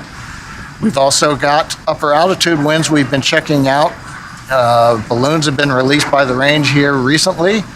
We continue to look good for upper altitudes as Falcon 9 flies through the periods of maximum dynamic pressure. And finally, on the range, of course, we have cleared the danger areas, the hazard, the caution areas. Everybody's out of there except the 4-person crew up in the Dragon capsule, very top of the rocket you can see in the picture. So coming up, T-minus 28 minutes, 30 seconds, everything continuing to look good on Falcon 9 with Dragon for the Axiom 1 mission. Let's take a moment now to get acquainted with the vehicles that you see there on your screen. That's a live view of Falcon 9 with Dragon, our spacecraft on top. Falcon 9 rocket is a rocket, Falcon 9 rocket with a Dragon spacecraft on top. Together stands about 215 feet, which is almost 30 feet taller than the Leaning Tower of Pisa in Italy, which is 183 feet. Falcon 9 is a reusable 2-stage liquid-fueled rocket, which means that it's kind of like 2 rockets in one, the first stage and the second stage. Very cool. So talking a bit about that first stage. The first stage is the bottom 2/3 of the vehicle that you see there. Has that nice patina. It's been reused a little bit. It's covered in soot from a previous mission. That first stage is responsible for accelerating Falcon and Dragon through the Earth's atmosphere and into space. To do that, it has 9 Merlin engines at the bottom of that first stage. Prior to liftoff, the Falcon 9 first stage is loaded up with nearly 1 million pounds of fuel and liquid oxygen, and the Merlin engines on the first stage are optimized for sea level. These achieve 190,000 pounds of thrust during ascent and descent. The first stage accelerates the vehicle through the Earth's atmosphere into space and then separates the rest of the rocket at about 2.5 minutes into flight. From there, the first stage will do what no other orbital-class rocket in the world can do. It'll make its way back to Earth and target a landing on our drone ship, a shortfall of gravitas, which you see there on your screen. The seas look great. The blue skies, I don't think it could be any more picture perfect. No, it's like a desktop right there, I think. Our drone ships are essentially autonomous, powered spaceports that allow our rocket to land over the ocean. For reference, our drone ships are equivalent to the size of a football field. So while it may have looked kind of small on your screen, they're actually pretty ginormous in real life. It's got to be to hold a rocket, right? As mentioned previously, Falcon 9 is a 2-stage rocket. It's 2 rockets in one. Above the first stage is the second stage. Now, the second stage has a single Merlin vacuum, or MVAC, engine, which ignites after the first stage separates. Cryo-helium loading.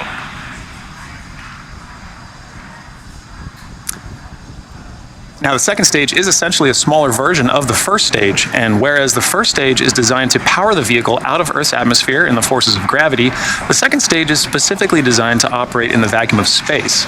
The second stage powers the Dragon spacecraft to its specific targeted drop-off point in orbit. The Dragon spacecraft is capable of carrying up to 7 passengers to and from Earth orbit and beyond, but for today's mission, it is carrying 4 members of the Axiom 1 crew. It is the first private spacecraft to take humans to the space station and the only spacecraft currently flying that is capable of returning significant amounts of cargo to Earth. Like the Falcon 9 rocket, the Dragon spacecraft is also reusable. Today will be the 3rd flight to space for this Dragon spacecraft that the Axiom 1 crew is flying in today. The previous flights for this capsule supported were recently the Crew 2 mission, and before that, the Demo 2 mission, which was our first human spaceflight mission. Pretty incredible. Yeah. Now, as we await T0 in just under 25 minutes, the ground operations teams are doing a series of system checks to make sure both Dragon and Falcon 9 are ready for launch. Let's take a look at what the ascent portion of this mission will look like. Right, so once we hit T-0, we will watch Falcon 9 and Dragon lift off from historic launch pad 39A and make their ascent. At about 50 seconds into flight, Falcon 9's engines will throttle down to help pass through the period of maximum dynamic pressure on the rocket, or what we typically refer to as max Q. It's worth noting that once we hit max Q, the vehicle will be going supersonic. Once we're through the period of maximum dynamic pressure, we can throttle up our Merlin engines again. From there, at about 2.5 minutes into flight, we have a series of 3 events that happen in rapid succession. The first of which is MECO, or main engine cutoff. This is where all 9 Merlin engines shut off in preparation for stage separation, which, as the name suggests, that is where the first stage detaches from the second stage, with the first stage making its way back to Earth for landing as the second stage continues on its journey with the third event. Right, now SES-1, or Second Engine Start 1, is where the Merlin vacuum engine lights up and propels the second stage, along with our AX-1 crew, into orbit. As Stage 2 heads towards its targeted drop-off orbit, Stage 1 will execute 2 burns in order to make its way back to Earth. The first stage is the entry burn, where 3 of the Merlin 1D engines will reignite and then shut down. This helps to slow the stage down in preparation for entry back into Earth's atmosphere. While the first stage is heading back to Earth, the second stage will cut off its singular Merlin engine that was ignited right after stage separation. Once this happens, we'll wait for confirmation of good orbital insertion. About 90 seconds after Dragon gets into orbit, Falcon 9 will land back on Earth. The landing burn, which is a single engine burn, will bring the vehicle's speed down rapidly in order to land on the drone ship at about 9.5 minutes into the mission.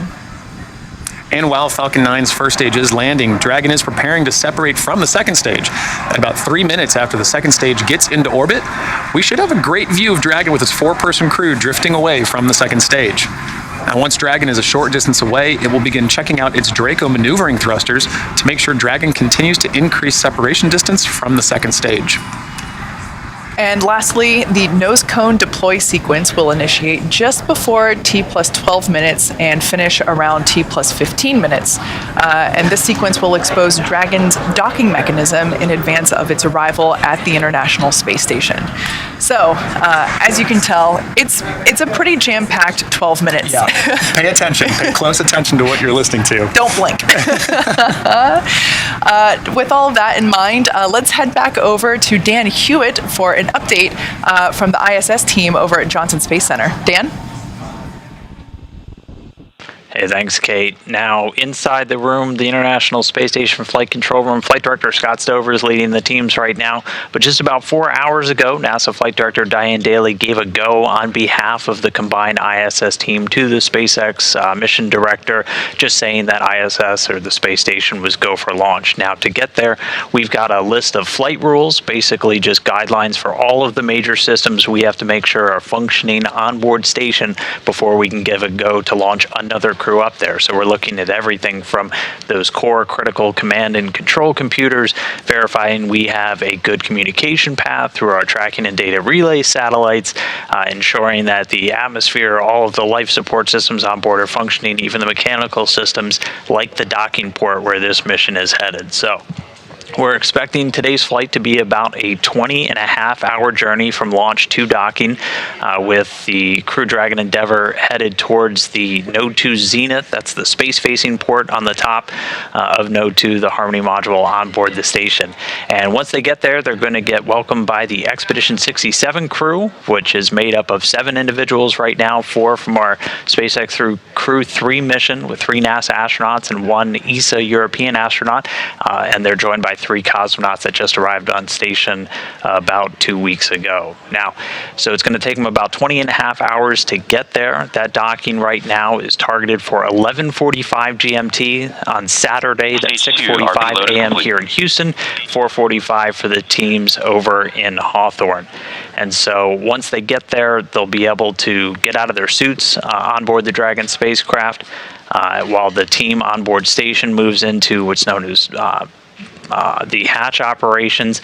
Station Commander Tom Marchand is going to be pressurizing that small area between Dragon and the station hatches. And we expect it to be a little under 2 hours from docking to hatch open, and then we'll welcome the AX-1 crew on board the space station. So a lot to come with that 20.5-hour journey, but all that's going to start with a launch. So I'll send it back over to Hawthorne as we get into the final phases of the countdown. Back over to you, John.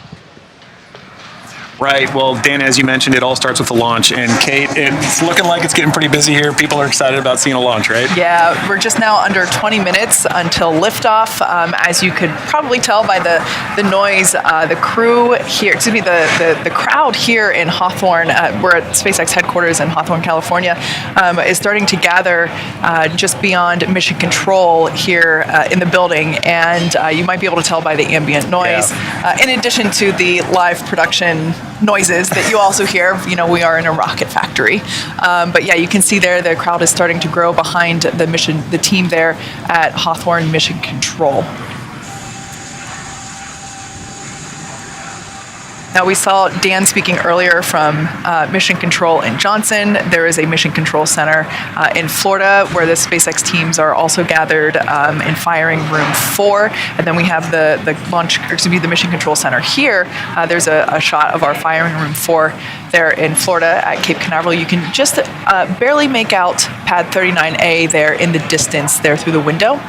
Might be wondering why all the different mission control rooms. The one in Johnson, as Dan was saying, that's really mission control for the International Space Station and those operations. The control room that you see there is for everything leading up to launch. As soon as Falcon 9 lifts off, responsibility and control transfers to Mission Control Center here in Hawthorne.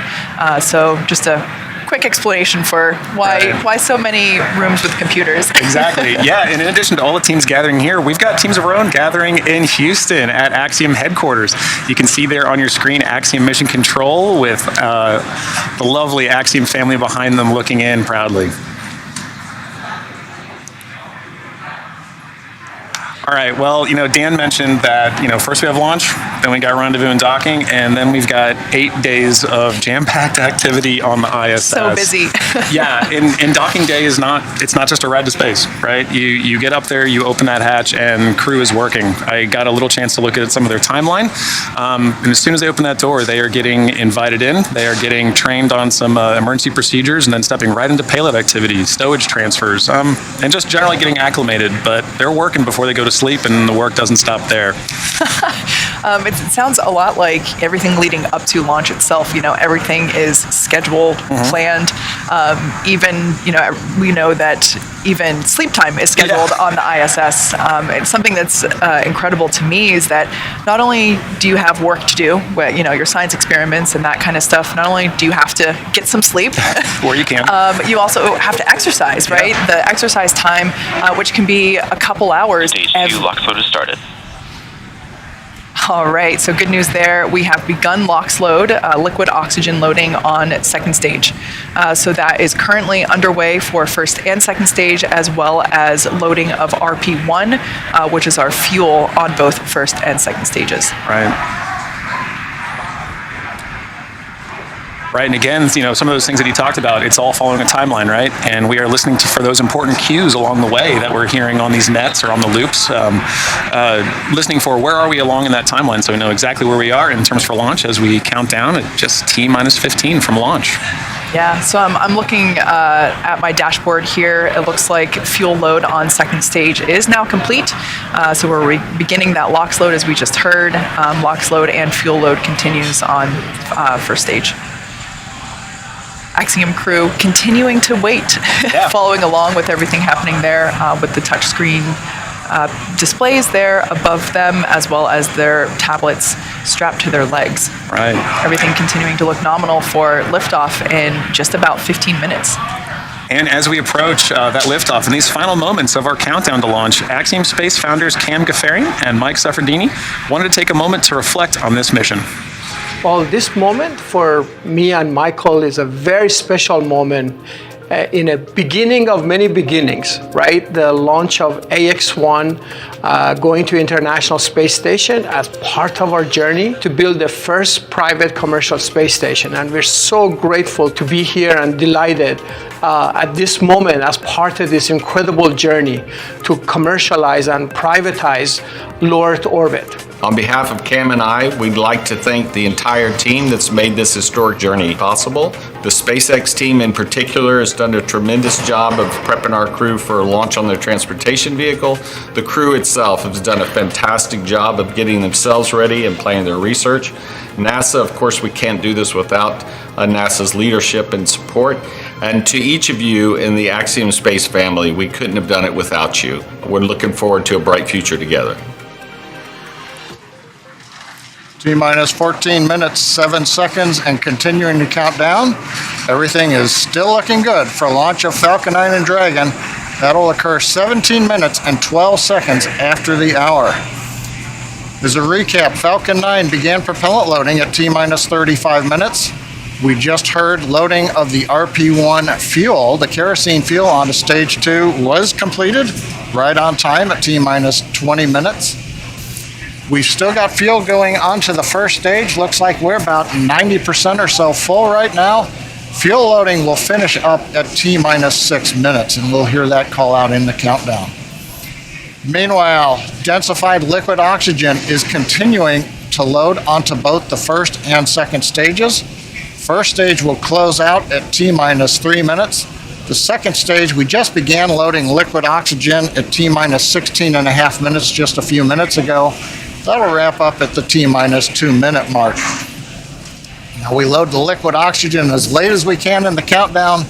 It's densified, that means it's ultra cold, well below the boiling point of liquid oxygen. That lets us put as much as we can on the vehicle for performance, and getting it on board the vehicle just before liftoff means it won't warm up, where you start to lose the ability to put liquid oxygen onto the stages, into the tank. In the quantities we want. So it stays nice and cold, it doesn't bleed off, and that gives us the performance we need on Falcon 9.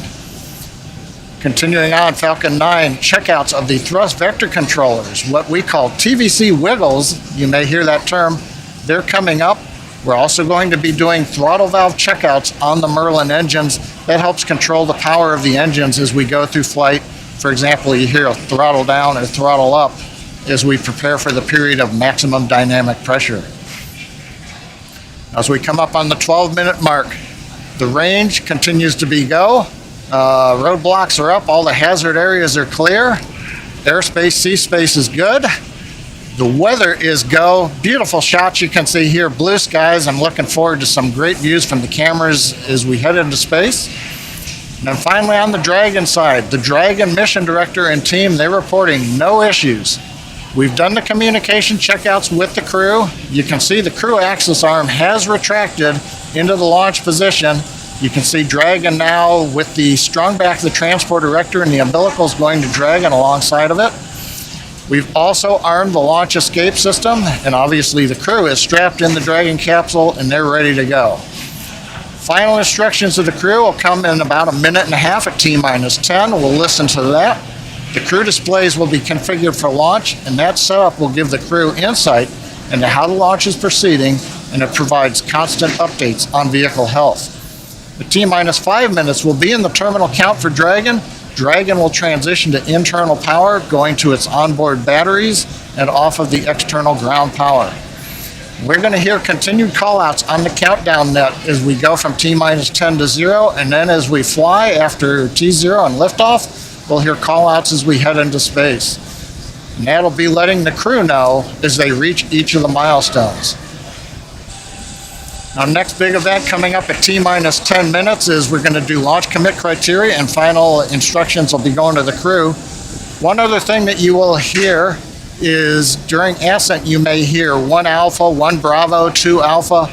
These are launch escape states. As the Falcon 9 flies, if a launch escape was required, the crew on board knows where they are passing various points in the countdown, and that would tell Dragon what sequence of events to execute to come off of the Falcon 9 and bring the crew back safely down under the parachutes in the ocean.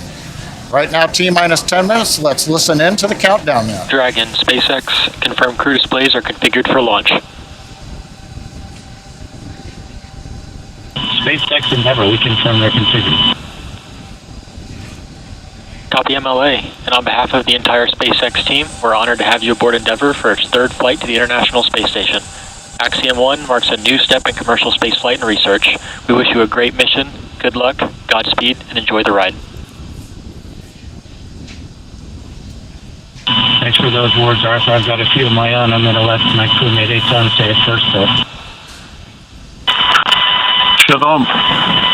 כמה ימים לפני שאנחנו מציינים את המסע הגדול שלנו לחירות, and a few minutes before launching on this journey, I wish to share with you the words of the Greek poet Constantine Cavafy that well describe the perspective of our marvelous crew. Keep Ithaca always in your mind. Arriving there is what you are destined for, but do not hurry the journey at all. Better if it lasts for years. So you are old by the time you reach the island, wealthy with all you have gained on the way, not expecting Ithaca to make you rich. Ithaca gave you this marvelous journey. בהצלחה X1, בהצלחה רקיע. Thank you, Eitan. I'm going to continue far less elegantly or eloquently, but as we sit here on the precipice of this new era in human spaceflight, we do so on the shoulders of professionals at SpaceX, NASA, and Axiom. We want to thank all the teams at SpaceX, Falcon 9, Dragon, the launch team, of course, closeout team, all of the folks in mission control, and of course our training teams. With NASA, boy, it's been tough. The first time was always hard, and there's no playbook. It's all open field running, but with ISS program, commercial video development, and flight operations, we've learned a lot, and we'll continue to do so. We want to thank CAM itself for their vision, but especially all the people at Axiom for putting this mission together with the amount of miracles that they perform. All of you, make no mistake, are the men and the women in the arena. Your faces are marred, metaphorically, by the dust, sweat, and blood, and you strive valiantly. You will have no place with their cold and timid souls who know neither victory nor defeat. The crew of the great ship Endeavour is ready to sail her proudly, Arthur.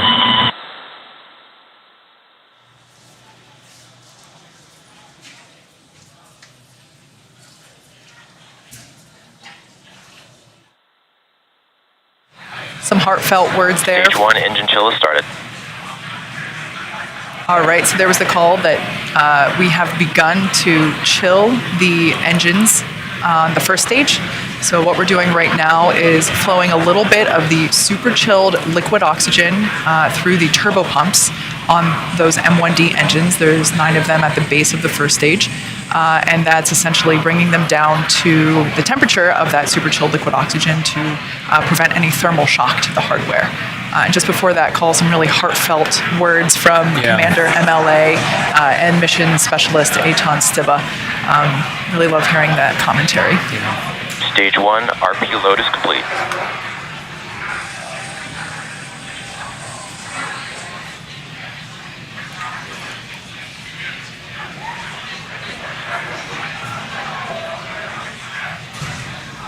At this point in time, fuel is fully loaded on both the first and second stage. LOX loading continues on both stages.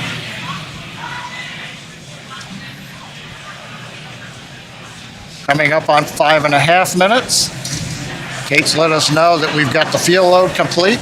Next is coming up. We're T-minus 5 minutes. Dragon will be transitioning configuration for terminal count and going on its internal battery power. Everything continues to look good as we're counting down.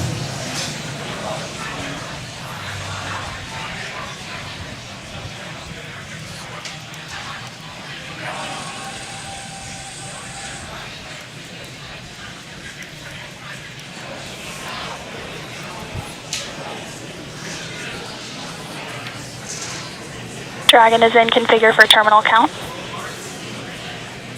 Falcon 9 tanks are pressing for strongback retract.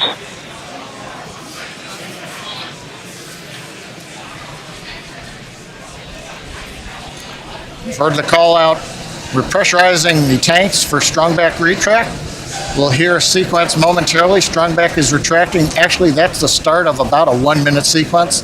At about T-minus 4 minutes, the clamp arms that you can see there will open, and then Strongback is retracting. and then we will see the retract from there. So we've heard the call out. That's the start of the sequence. Doesn't mean that the clamp arms are late opening. It'll take us a few more seconds. As you can hear, the excitement and the crowd is really growing here at SpaceX headquarters at Hawthorne, California. There you can see the clamp arms have begun to open. And next we should see the strong back begin to retract.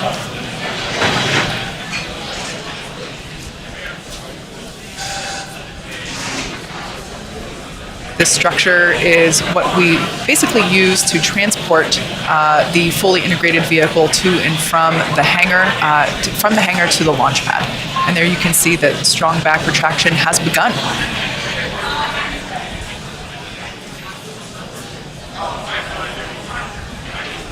Everything continue to look phenomenal as we're now under 3.5 minutes until launch. RP1 fuel is fully loaded on first and second stage. Should be wrapping up LOX load on the first stage momentarily and continuing to fill on second stage. Stage 1, LOX load is complete.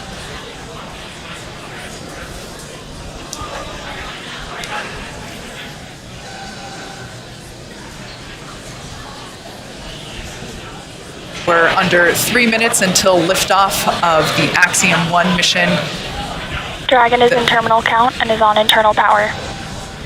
All right, there we heard that Dragon is on internal power. As I was saying, we're getting close. The crowds are growing. The excitement is palpable. You can see there on the left-hand side of your screen, Mission Control here in Hawthorne, California, just behind where John and I are. And then on the right-hand side, that looks like Axiom Mission Control. That looks like Axiom Mission Control in Houston, Texas. Everybody's waving and saying, hey.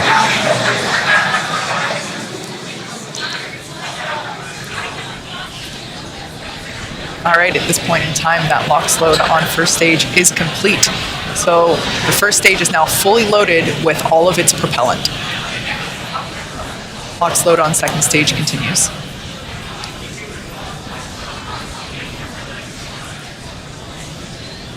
As we've mentioned before, Stage 2, LOX load is complete. All right, so there's that call. At this point in time, Falcon 9 Dragon is in auto idle. Dragon is fully loaded with all of its propellants, nearly 1 million pounds of that propellant. Next event coming up Closeout has started. right now, the gas closeouts. We finished pressurizing the storage tanks on board the Falcon 9. They gave the crew the heads up and they hear some loud venting noises. We're also going to vent down the liquid oxygen line that carried the LOX up to the second stage. Generates a typical large white cloud of condensation around the strong back. Big event coming up now, T-minus 1 minute, all the flight computers take over. Let's listen in to the last minute of terminal count. FTS is armed, Falcon 9 is in startup and now controlling. Dragon is in countdown.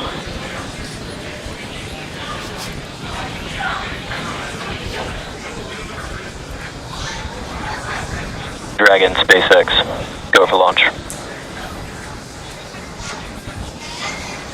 SpaceX Endeavour, we acknowledge, go for launch. T-minus 30 seconds.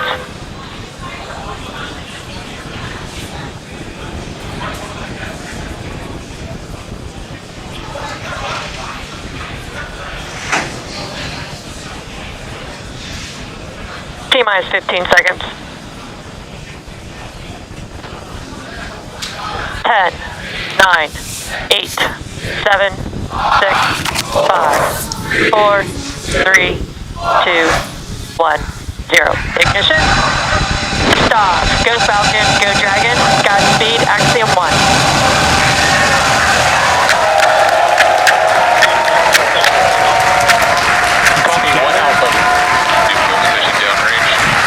Together, a new chapter begins. Godspeed AX1.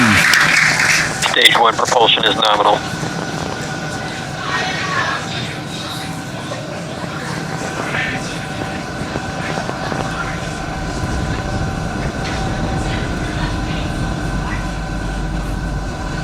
T plus 38 seconds into this historic mission, flying crew on board Dragon and Falcon 9. Alright, telemetry nominal.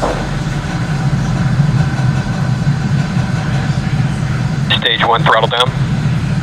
Throttling down in the preparation for max dynamic pressure.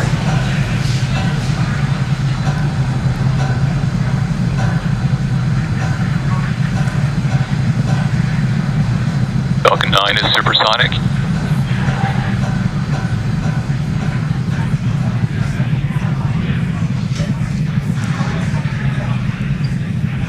XQ. Stage 1 throttle up. Merlin 1D engines coming back up to power. 1 Bravo.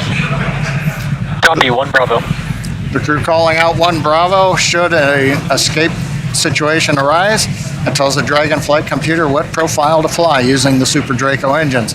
But everything is looking good on Falcon 9. We're getting nominal callouts from all the engineers and a great view from the ground camera and the onboard cameras. Invac chill underway.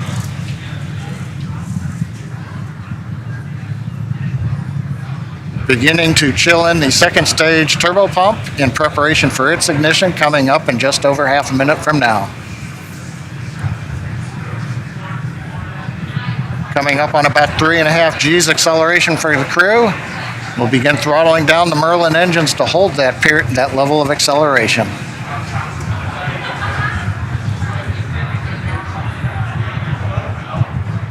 Next event coming up, we're going to get main engine cutoff of the 9 engines. Get stage separation and ignition of the second stage engine. You've heard the throttle down call out. We're holding 3.5 G's for the crew.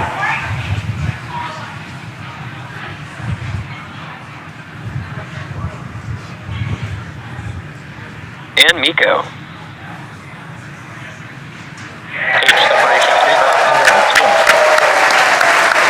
Copy, 2 Alpha.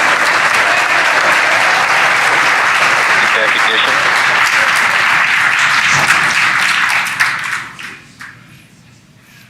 Successful stage separation and ignition of the second stage engine. On the left, the titanium grid fins beginning to slowly deploy.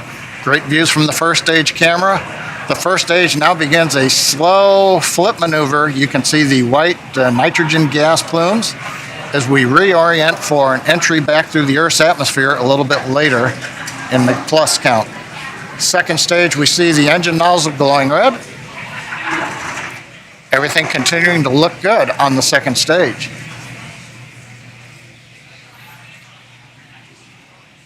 We should be hearing call-outs coming up to the crew here shortly on how the trajectory is looking.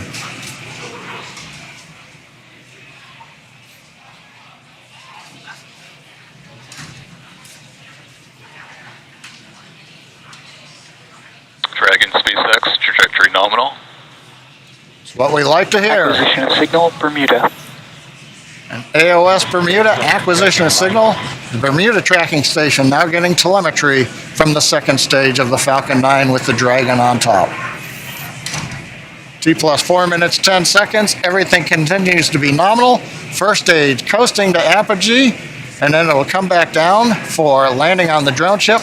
Second stage partway through its lengthy burn to get the crew into orbit. So Kate, 4.5 minutes in, everything continues to look good. What a absolutely picture perfect liftoff. We got a live view of the crew inside Dragon Endeavour. Looks like everyone is still pretty comfy. As John had said earlier, we got Dragon SpaceX, trajectory nominal. All right, good call out there that trajectory is nominal. SpaceX Endeavour, we copy. as John mentioned, we got to about 3.5 Gs there. Acquisition of signal, New Hampshire. On the left-hand side of your screen, we can see the first stage as it is making its way back down to Earth. It's targeting a landing on our drone ship, a Shortfall of Gravitas, which is parked a couple hundred miles off the coast of Florida out in the Atlantic Ocean. Second stage on the right-hand side, everything continues to be nominal there as the MVAC engine is powering the second stage and Dragon Endeavor to its targeted drop-off orbit.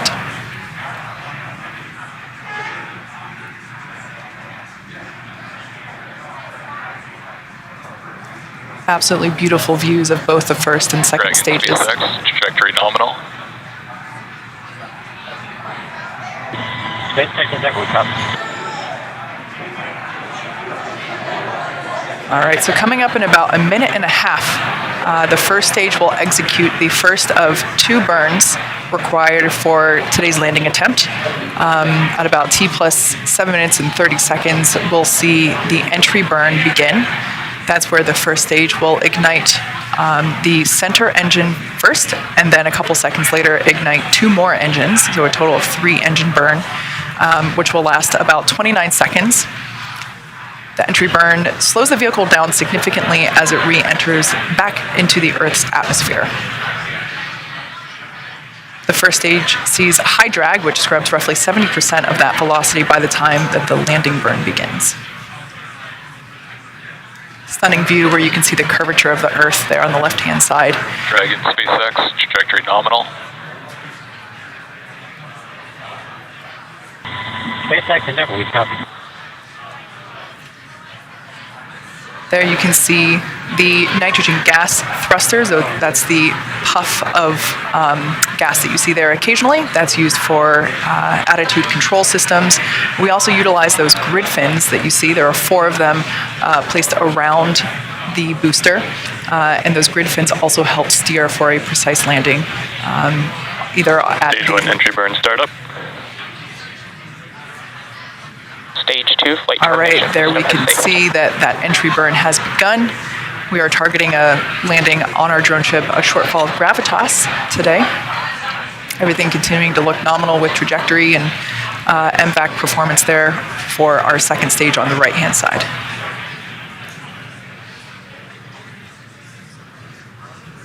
So we are conducting the entry burn. Previously, the booster was... Stage 1 entry burn shutdown. That entry burn helped slow the booster down. It was going about 25 times the speed of sound. So we slow it down as it re-enters the dense part of the Earth's atmosphere.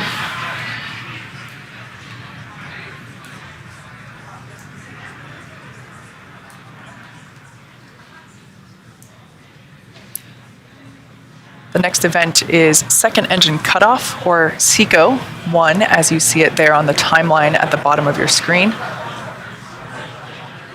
Stage 2 internal guidance. That's where we shut down the MVAC engine, or second engine cutoff. Shannon. Copy, Shannon. Stage 1 transonic.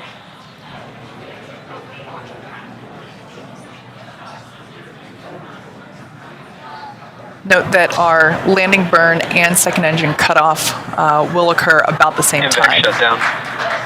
All right, we got a live view of the crew inside Dragon Endeavor there on the right-hand side of your screen. Stage 1 landing burn. Landing burn has begun for the first stage. SpaceX, nominal orbit insertion. All right, great news there. Dragon Endeavor, nominal orbit insertion. SpaceX Endeavor, we copy, and it's great to be here. 0G, and we feel fine. Stage 1 landing leg deploy. SpaceX Dragon launch skip system disarmed. As you can see, this Falcon 9 has landed for the 5th time. All the while, great commentary there. Landing confirmed. While we can confirm the landing, confirmed landing there of the first stage booster. Also, almost simultaneously, great news for the second stage. We heard that there was nominal orbit insertion for Crew Dragon Endeavor. There you can see a live view inside our Dragon. Looks like the crew is beginning to adjust to zero G. And if you look at the right-hand side corner, it looks like we can see the zero G indicator. That was one of my. That was one of the things I really wanted to see what they were going to bring for their zero G indicator. So I can't wait to see what comes on. It looks, I can't quite tell, Pokemon. Maybe. Okay. Well, hopefully it'll come into closer view. Yeah, and if not, we'll get to ask them later. Hopefully. Yeah. Great to see the crew here again, starting to really getting their first taste of microgravity. Yeah. Oh, it has ears. Oh, it's a bunny. It Is looks that like a Thumper? bunny. I think it might be. I think that's Thumper from Bambi. Love it. So right now, the second stage is basically preparing for dragon separation. The next step now that, as we said, Dragon has nominal orbital insertion, the second stage and Dragon will separate. Views there of our MVAC engine now shut off, no longer glowing that lovely shade of orange.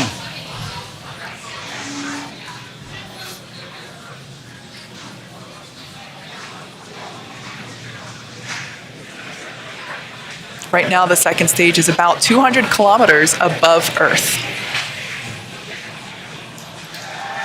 Preparing now for stage separation. Or excuse me, for Dragon separation.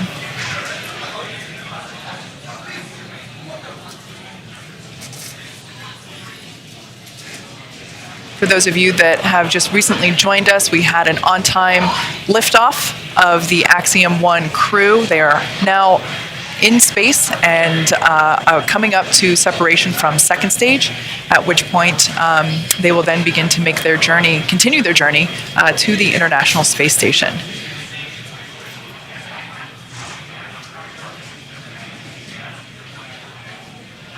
The view that you're currently looking at is inside the Dragon trunk, which, as you can see, has just separated from the second stage. Dragon separation confirmed.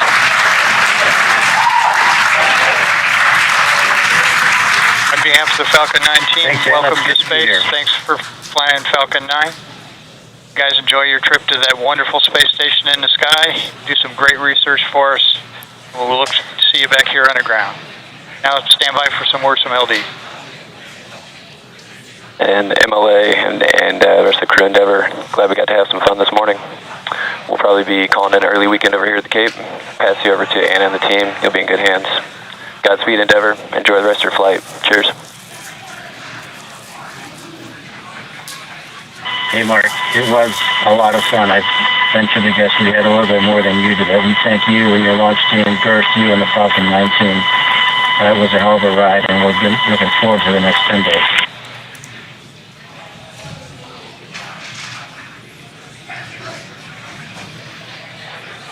All right, some nice words there from a couple of key folks.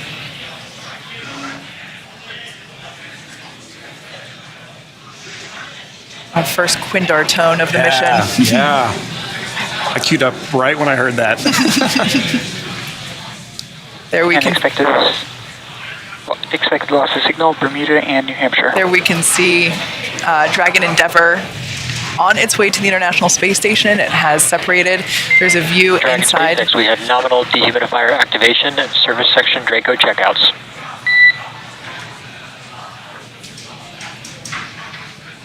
There we can see over the shoulder of SpaceX Endeavor, we copy, Arthur. Over the shoulder, previously Commander MLA was on the left and pilot Larry Connor was on the right. Live view inside the cabin. They just got the okay to lift their visors. All right.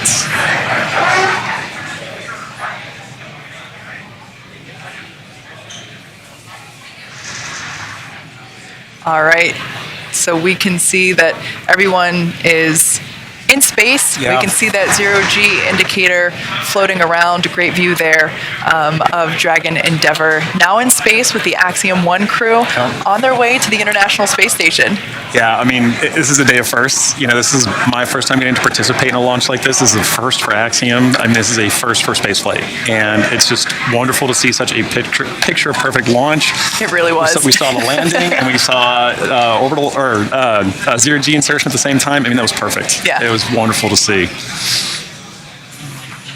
All right, well, as I just said, today's launch is one for the history books. So to punctuate this milestone that NASA and commercial companies are able to achieve together, we go now to Kennedy Space Center, where Megan Cruz is with NASA's Kathy Leaders. I am. I'm here right now with the Associate Administrator of NASA's Space Operations Mission Director. It's so great to have you here, Kathy. What did you think of the launch? Oh my gosh, it's always like, right in the bottom of my throat. I'm holding, can't breathe. Yes. But what a beautiful, beautiful sight. Yeah. So good to see it. I want to tell everybody working Artemis 1 wet dress, we're off the range. We're off the range for Axiom 1, and we can get moving. But you always want to hear the engine cut off. You always want to hear that second stage engines lighting. You always want to hear, each of these stages, and we need to just keep carefully working through the different steps to get that crew there to the International Space Station safely. Yeah. What does Axiom 1 represent? Axiom 1 and also future private astronaut missions to the International Space Station. Hey, NASA's original goal was to enable commercial industry. That was actually in our original Space Act agreement. And so here we are, 60 years later, enabling that through our missions. And so I just feel like this is a culmination of 60 years of work for us. And here we are once again getting to see, and for the first time getting to have commercial private astronauts going to the International Space Station, and they'll get to see what our government, what they're calling professional astronauts doing their real work, but then also getting to do their work too. And it's another place where learning to peacefully work in space, I think, is moving us forward. Yeah, so important. And we just watched Axiom 1 lift off from that launch pad right there behind us. In a couple of weeks, we're going to see Crew 4 launch from that same launch pad. And then just right next to it, Pad 39B, we have NASA's brand new Space Launch System. Can you recall a busier time we've had here at the Space Coast? And how is Kennedy Space Center managing its new role as this multi-user spaceport? So I think somebody else, Bob Cabana had this dream of a multi-user spaceport here. So I think he should be very, very proud of his KSC team, and Janet Petro and her team are obviously leading the way right now, because this is not easy to do. It's not easy to go make sure all these people have all the capabilities and are obviously working with our Air Force sister agency there too, and making sure that all these launches get supported in a seamless way. Just an amazing job. Yeah, a lot of juggling that has to happen. Yep. So, I just talked about SLS. We are looking forward to the moon with that launch later this year. Why is it still so important to maintain a presence in low Earth orbit when we're looking towards the moon now? Because we still don't have everything figured out how to do things yet for the moon and Mars. And really, the cheapest place for us to see a differential gravity environment and for the long term is still LEO. Yeah. And so we've got to continue to do these long duration flights, keep doing our medical protocols, keep doing our physical protocols, keep testing out our equipment through those long duration missions. It's the only place where we can do that right now. Yeah. And so we still need to be able to have this kind of a test bed for us to be checking out and proving our protocols, our research, our technology before you go put somebody in a rocket that's going to go to Mars, right? So just like always, we prepare, we get ourselves ready, and a low Earth orbit destination is a perfect place to do that. And again, how does us fostering commercialization efforts in space, how does that free us up to pursue these other dreams that we have as an agency? So, the administrator today in the pre-mission conference, he said, we right now are doing, this is our first step. We're working with a commercial company to have them come to our International Space Station. And we're learning to work together and figuring out how to work together. And this is going to be an important step for us, because moving forward, we would actually like to now be able to buy a ride and time on orbit with a commercial company to be able to have them do that. And so this is the first step of their learning from us and us learning from them. And then in the future, you know, we're going to have space station for another 8 years, but we would like by the early 2030s for us to be flipping the roles and have our professional astronauts going up and checking and doing and focusing on the research and technology we need for exploration, but allowing commercial providers to be doing the hard work of maintaining the laboratory. Kathy, what an exciting future. I'm looking forward to seeing it, and thank you again for being here. Thank you. All right, back to you, Dan. All right. Hey, thanks, Megan. It is great to see the AX-1 mission on orbit. The team here with the space station are ready. We're ready to get them on board. So their journey just started. They've got about 20 and a half hours until they're docked to the space station. Again, they're headed for the Zenith port on Node 2. That's the space-facing one on the very top, with that docking scheduled right now for 11:45 GMT on Saturday. That is just about 6:45 a.m. here in Houston, 4:45 a.m. for the teams out on the West Coast. Once they get there, we'll be able to get into all of the hatch open operations, welcome them on board.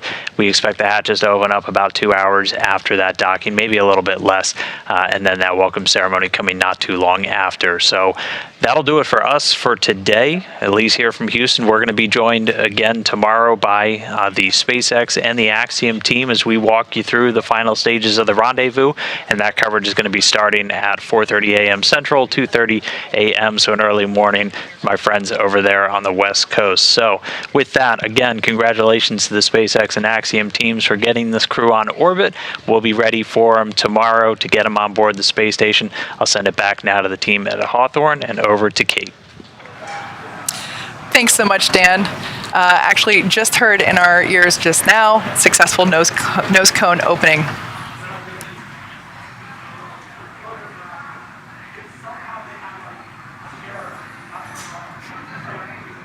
All right, so that was basically the last physical step for this morning.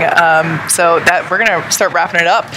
Now, over the next 20 hours, Dragon will execute a series of burns to gradually raise and line up the AX-1 crew for docking with the International Space Station in what we refer to as the activation and rendezvous phase of the mission. Now, in just a few minutes, the crew will doff or take off their spacesuits to get a little more comfy for their flight and will enjoy their first meal aboard the spacecraft. At 2 p.m. Pacific, they will get ready for a rest period that will last for about 10 hours, 8 hours for actual sleeping, and a couple of hours for pre/post-sleep activities. Before they arrive at the space station, we will have two potential opportunities to chat briefly with the crew on orbit, one later this morning around 11:10 a.m. Pacific, and one early tomorrow around 12:10 a.m. Pacific. While we're hopeful one of these will work out, neither opportunity is guaranteed as they're dependent on crew schedule and ground station coverage. Now, if we're able to support, we'll make an announcement on our social media channels no later than 15 minutes before the event start time. In the meantime, be sure to keep tabs on the mission at axiomspace.com, and you can track Dragon's flight on spacex.com/launches. Right, and as Kate mentioned, even if we aren't able to talk live with the crew, we will continue to provide updates on the mission across our social media channels. And starting at 5:30 Eastern, 2:30 a.m. Pacific on Saturday, April 9th, we will pick back up with our live joint coverage of the AX-1 crew's approach and docking the station with NASA. So please keep an eye on Axiom and SpaceX social channels for updates, and regardless, we hope to see you back here at 5:30 a.m. Eastern Time for live coverage of the first all-private astronaut mission to the space station. So from all of us at Axiom Space, thank you to SpaceX, and thank you to NASA. This is just the beginning in the next chapter. And thank you at home for tuning in. We hope to see you soon.